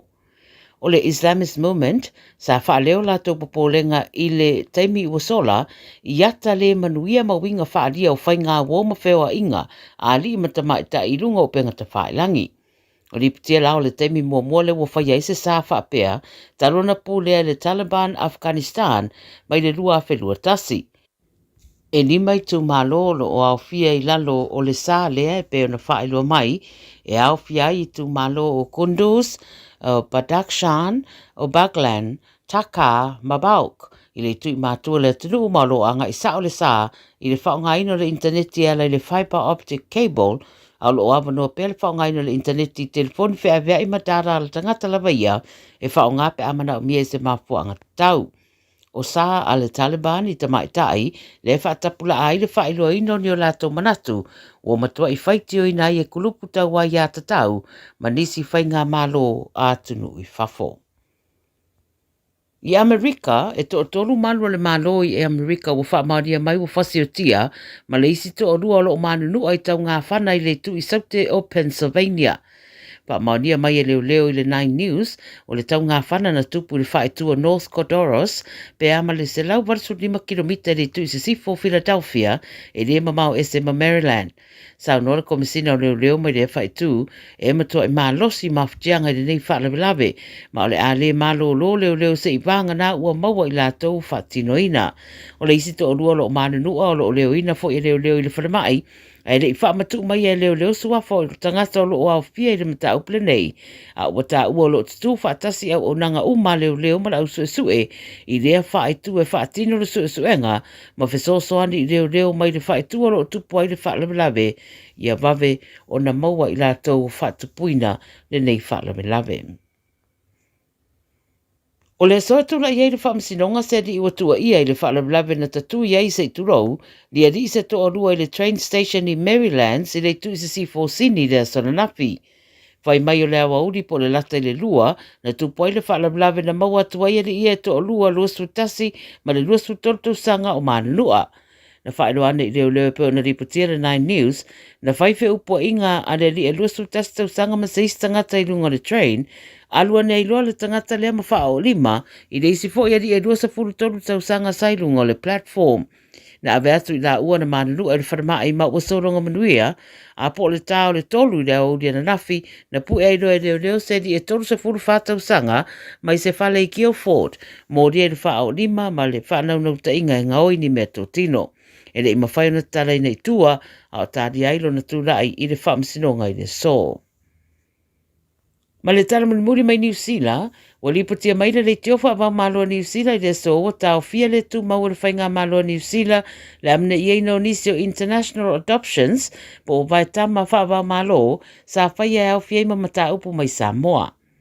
Ta ue le lipotia ma fua no popolenga I le sawa ino tamaiti au fia ia fuanga o le whaamasino lango lo whea ngai mana mata upule nei o Nicole McKee, wa ia whaalia le ripoti o lo ia inga ruenga o lo whaatino le te minei ma Samoa e tango fia I mata upu whaapea, ma se I wanga na ua wha mautu puinga tala whea ngai o le atao fia le tu maupea mo le te minei le toe whai o adoption sia e peo na whae loa.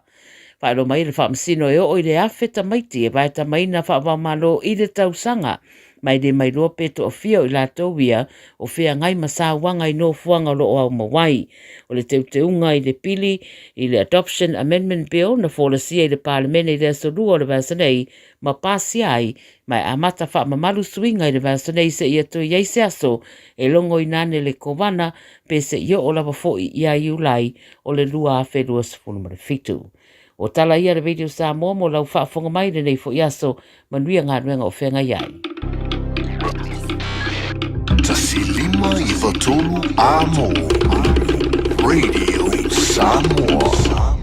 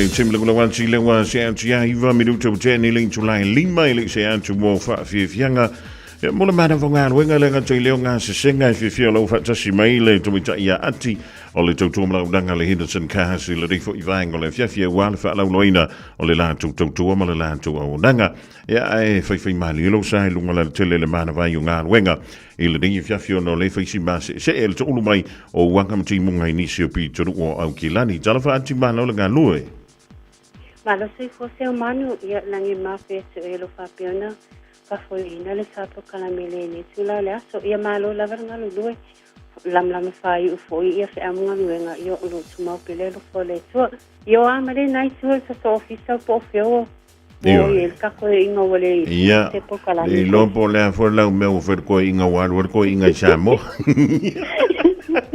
ia o lo o fai malanga jo le fionga ia le a tawa chamo ile ding vita ia o no le fa tau tonga fo yo le tanto malo fo le o tu le mai Samoa ia tono le veos fo ia o le alua ko ma fuka fo mas ko inga ia o ke pole a sa war ko inga maleo so o le la fa ye ke u fa le nei ia wale le anga ia tu dan to te fe lo ia o fai fu si le von tanto vala ia le tu tomla danga le Henderson Kasi o mai le tanto vale ta vale o ani ta vale dai mo o ani fa pito o ani vaenga uma o le dai te fi sa no ia le vaenga le fiat ia fa la se umano mo fa sili io se vi posia se ile sa so fa scavali io lo manu ia lava mia io le pisima sani lava le Henderson Kasi ia so lava io o na io sa so a inga male malo la tsuni lo fa pe ona anga e mei ile sa so officer ia apala ia na sa vale io le so tele lava io ne sa so inga le malo male se i pole kota mai Samoa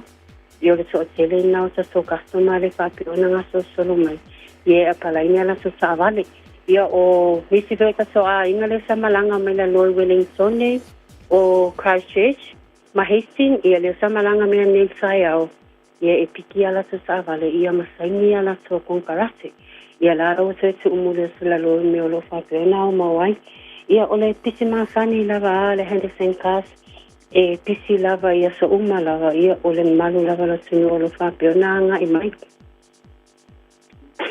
le malo fa tai we ta wa ia no tu o ia atia wa uma vaenga to ta pena mai ile vaenga da e ni me fa yo le sen mai lungo le imeli ia na fu ile na to no mai lava sai pepa si akir ka vale ia on toi e kulole la kopi kong ia e faingo fie lava le proceso na iso so anga le malanga mamau me la lo ia e fatino ina o male tulanga le application i lunga o le online ia e paula vale me sa ne la so ia na le so lava va ale le ia masau e pikilan sa vale ia e songi foi ma so le tike ia pole ho fo ia e o mai no foi pe fai ele me fai ona so e nga i la lo i le aso lava le e fai ele sign up ia e puke ma so le hotel i songi ma so le pasi se o mele va te vale le i fa pena so le va so e o ele au vai nga le no foi Christchurch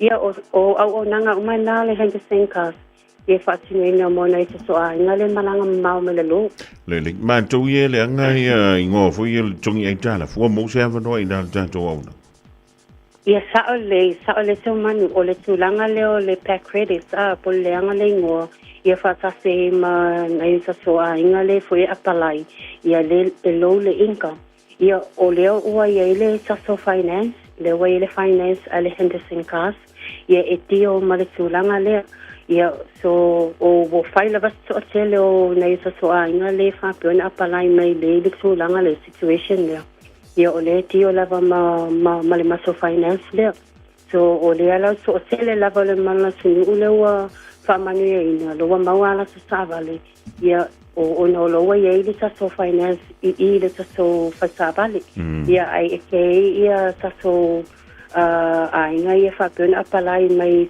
so finance pe o ba me se full finance le tuo ia au fa le so finance le tio ma back credits po le anga le ngo ia manisi velo fa pe o na low le income le ma lo fa ta ia de tu wi si va nga ta wele o me le tanto fa ma tu le wa tu la ta fo le fa i world ia so wala nga ia tu Samoa e si ia tanto ta vele to na ngat Ia, aere I whao maina le sapo kalame, ia e toi whamanasa tu lava le malona tuni utu langa leo le benefiti ma le pensiona, o na o le toa tele lava nei sa soa anga le whapeo na wala au mai lunga telefoni ma emaili mai, ia o lo benefiti, ia o le tūlanga leo le benefiti, ia o lo o mai ia inga o le finance, ia e te tau ona ia se tangata full time, ia e join the application pe o whaatasi ma le tangata lea e benefiti, ia o tūlanga o le tongina sa avale ma le tangata e alu le sa avale.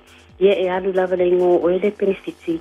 Ia o le tangata le full time. Ia nao se support person. Ia o tangata le e susoane I le tangata le benefiti. O na so tele lava lo whapeo na wala au mai. Pe mawhaio na apalai sa avale.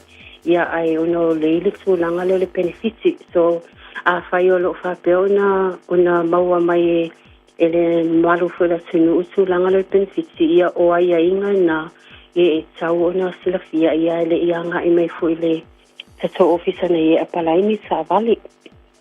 Le link malo fa tai ia e fia so ngau kanaka ko nanga wa fo ia le tantu numera ia mala tantu sia o su ko ko seri at.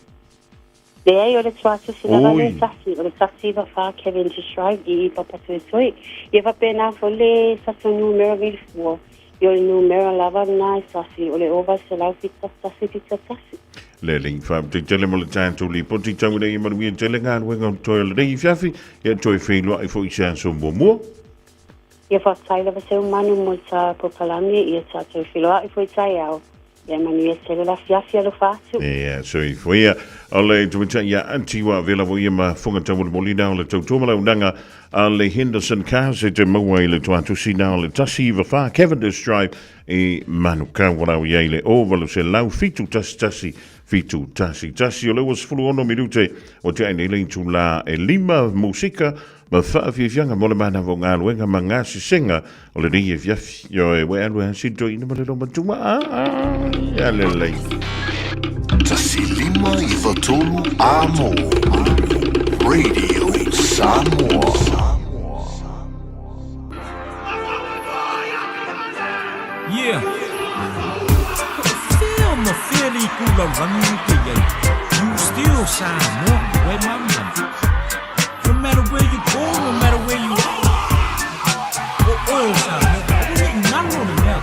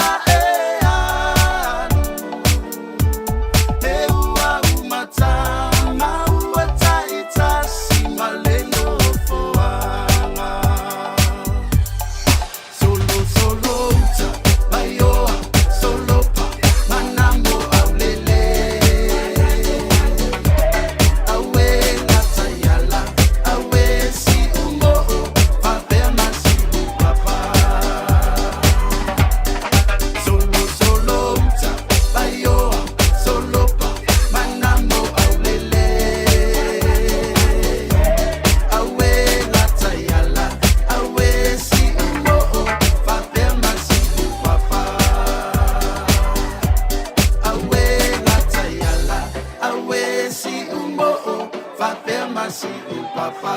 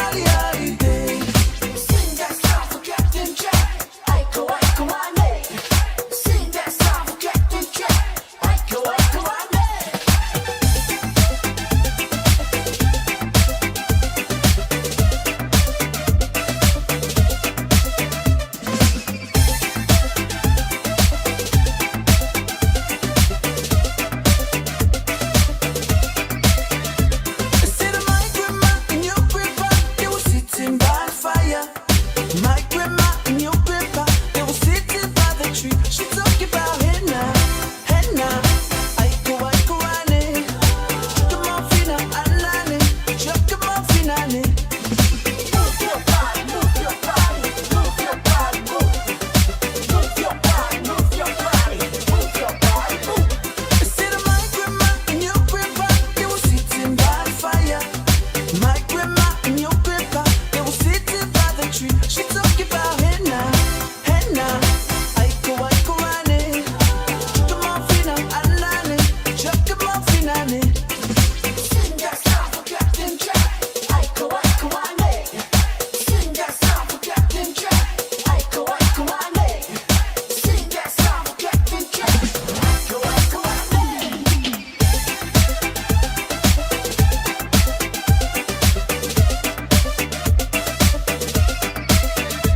Instead of my grandma and your grandpa, they were sitting by the fire.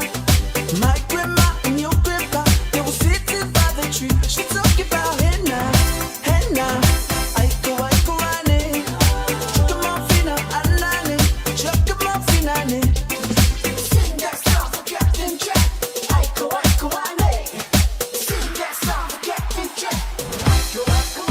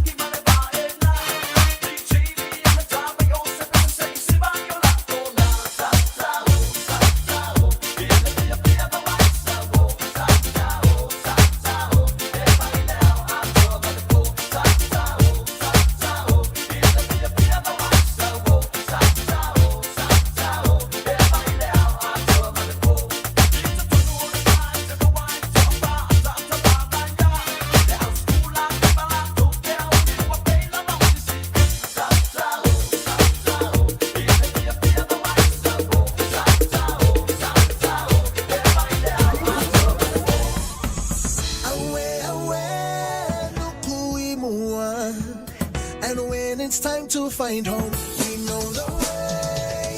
Watch this way, no gonna ride on the wave on a quest to my motherland, motherland. One wish for the venture, oh did I mention? Now, ladies and gentlemen, it's about that time.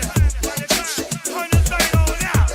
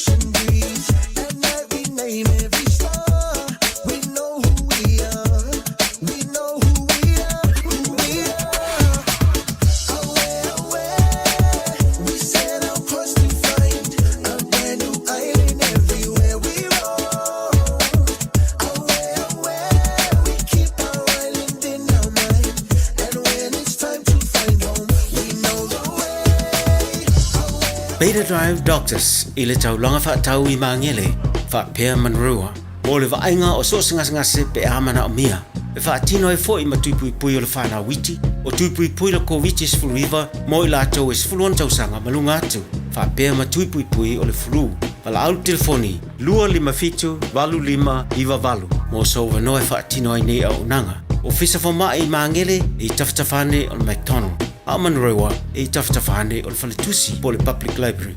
Beta Drive Doctors Clinics.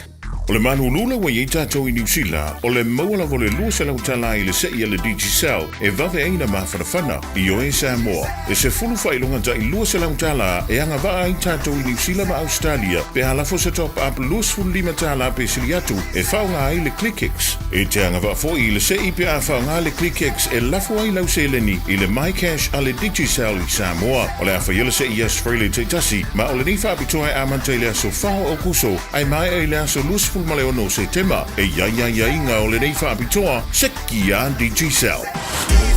Radio Samoa. Taslima iwa tolu. Amo.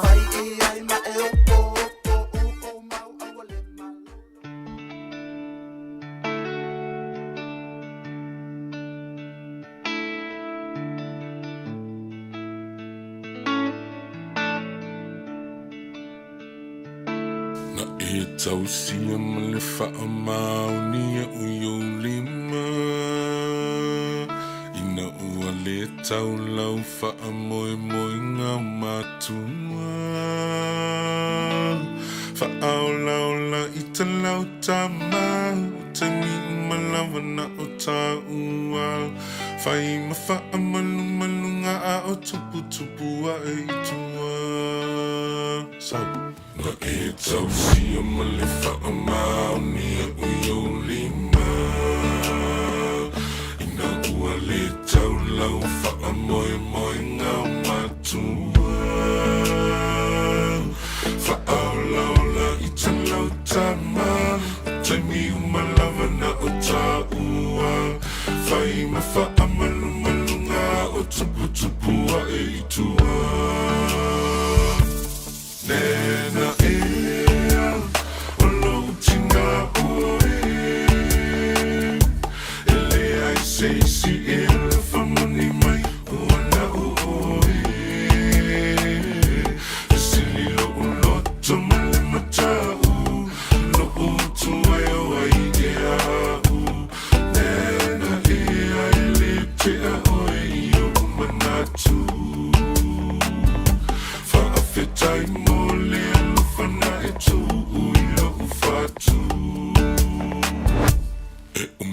Tua oi ona e si I tawa tu iai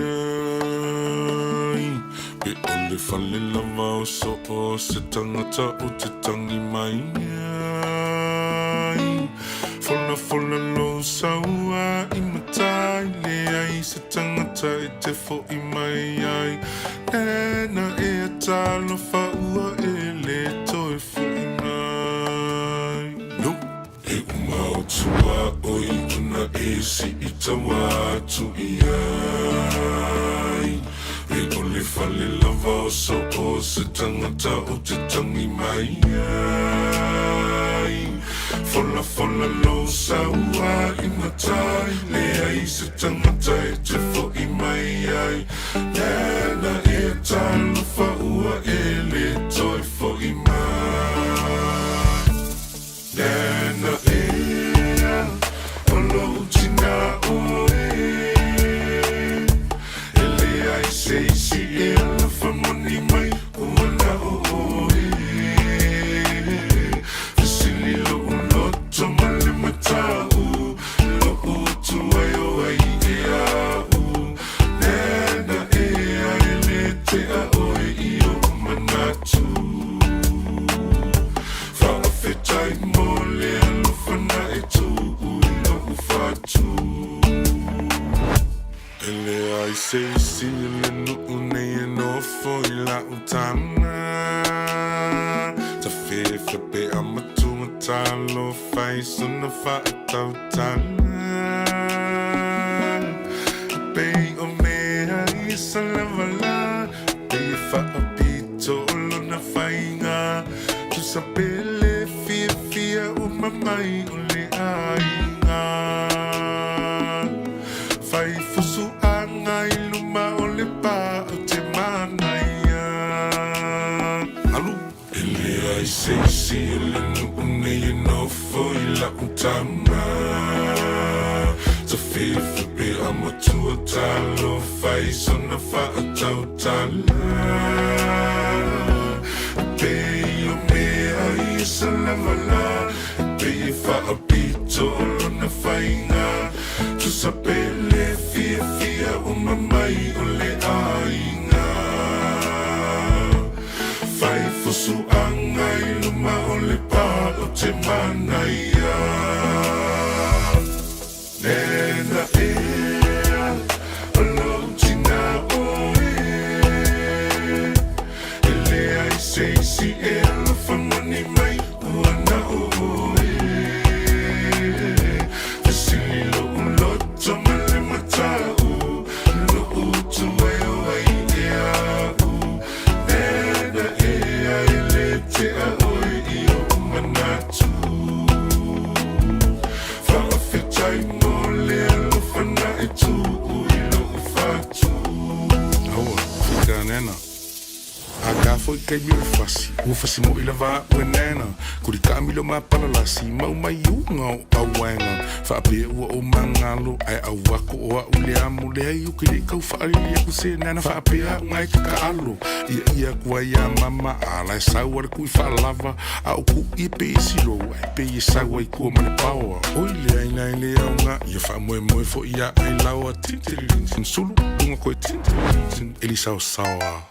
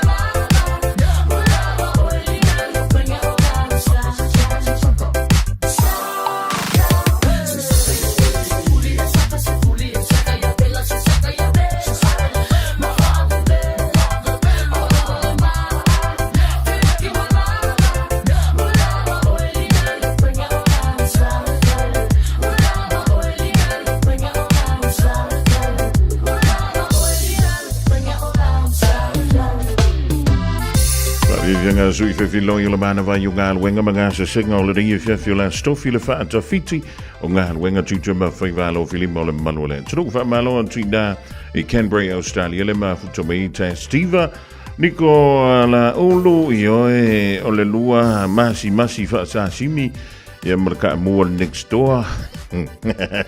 Ia malana lua ma whanawhana ma na fuala awe wha ia wa umai fo i ia le asa tofi. Meke le misio ma da tua pea o au fuala au siuka ma fo Christina Tanuasa ma lola soifua. Tula polo kalame le leimo o ia so taitasi ona o le langolango malo si le fale maliu a se alo le atunuu o ese tatupu Funeral Directors i Manukau City. Po kalame le leimo oe talo falava. Tanya wa westa ma ita ile maliu fa fo se o lana wo fa pelepeleina. Sa fa pelan fasili matangi. Se o te ofo pe ai se ale atuai. Ona o mana tunatu lea. O le iunga o tangata uma, o le oti lea. Ai o loo whailo mai le tuspa ia, le mafua anga, o le maliu whafua sei. Le li pese tau ta ua John Lennon, sa whaasara lau inu se pepa sana tau tinonga e whapea.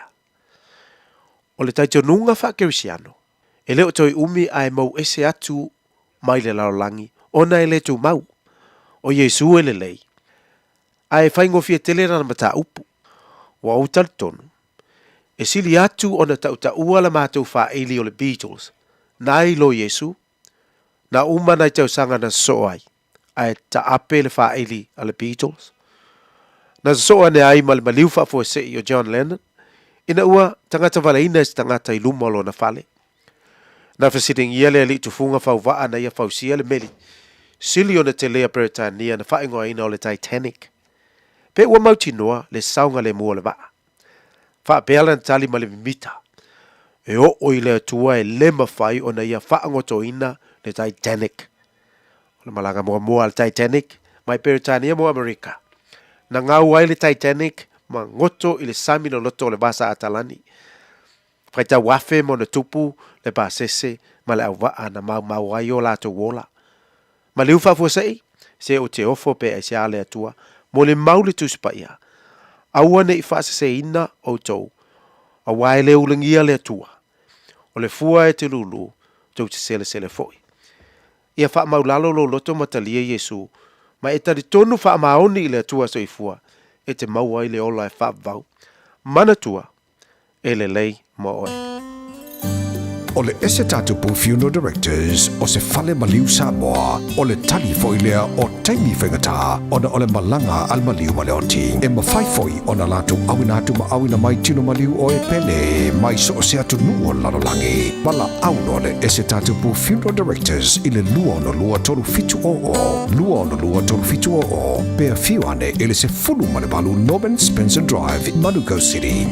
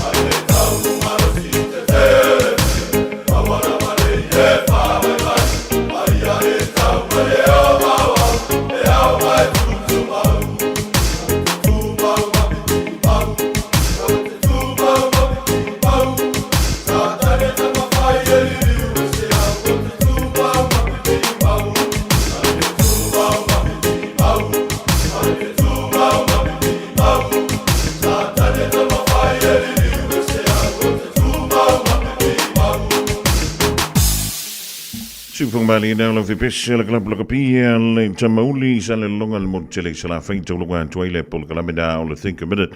Ja, mo ia pol kalamele le mo oi ma tanto mo le rivango le fiafa tanto le sunga le fai au ya pasta yo solo longa mo le tanto pol kalamele le fo ivango le fiafio la to moa se si on fa poponga le taimi masani le aso a taiao.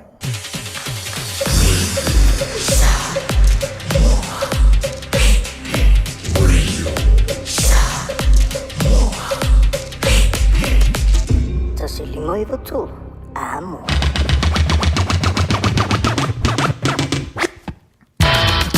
O le wa se antu le taimi ya tue fitu bidu tona tale o le tula e ono fa te tele mo le tantu mafutanga mai le Aoauli ana le la se uli me fo le di taimi o le fiafio le sangana o le talafiaunga i lau mai taimi i lau mai tau matua antu e tu amalo titi fitama te antu le tuolo tau soifua e mo le bantu ola i le aso an taiao ya manu ia tele la ngantu le fai unga o le viesu ngalo ia ja ya o le tanto wa mafutanga mo le i le nei taimi o le fiafi toi tali mai le vea se fau ia le fionga yali a tau a savea ya toi fa wa ia le tanto poloklame o le ngangai fo faiva ya mai le July 5 pay ona mas ya staimi ona tau no mai le o le sa o le fionga i le matua taulangi le sunga le ya taito tau te mafuta se o le se taimi o le poa na ni madu tale ina la singa o toi mi sei finga malo longa i le poa na nei i ova i lo tātou va ia e manu i te lele nei vaenga o le fiafi malau singa o lo te toi ma o lo whenga iai ia lo o taupa ia ma lo o taupa manu ia e po whenga whenga jalu iai alu ma Avila Radio Samoa ia aua fo ine ngalo lau whangu fuala au Male penisula mai molino le taitu pito ia pia si o utaulanga manaya e fe pula fi mai le sau o ata uma o fetu o le lani e sulungia ia umasia uhani a o masa vali le pasina se Yesu solo ia Samoa no uatulu se ifai mafia fianga ie mama atene matama olo sisi vai mapepese matata lato tulele a oma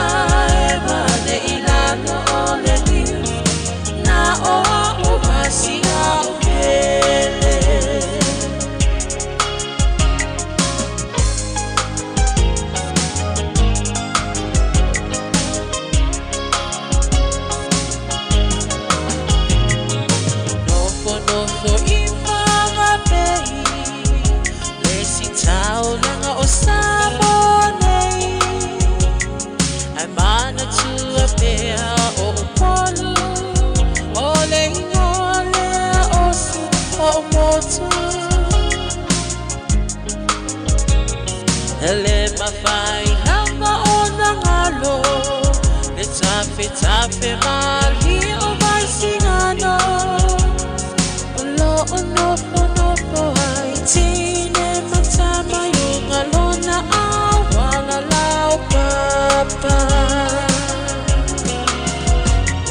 le pasina se Yesu solo ia Samoa no uatulu se ifai mafia fianga ie mama atene matama olo sisi vai mapepese matata lato tulele a oma e mane ilano ole na o umasia ubele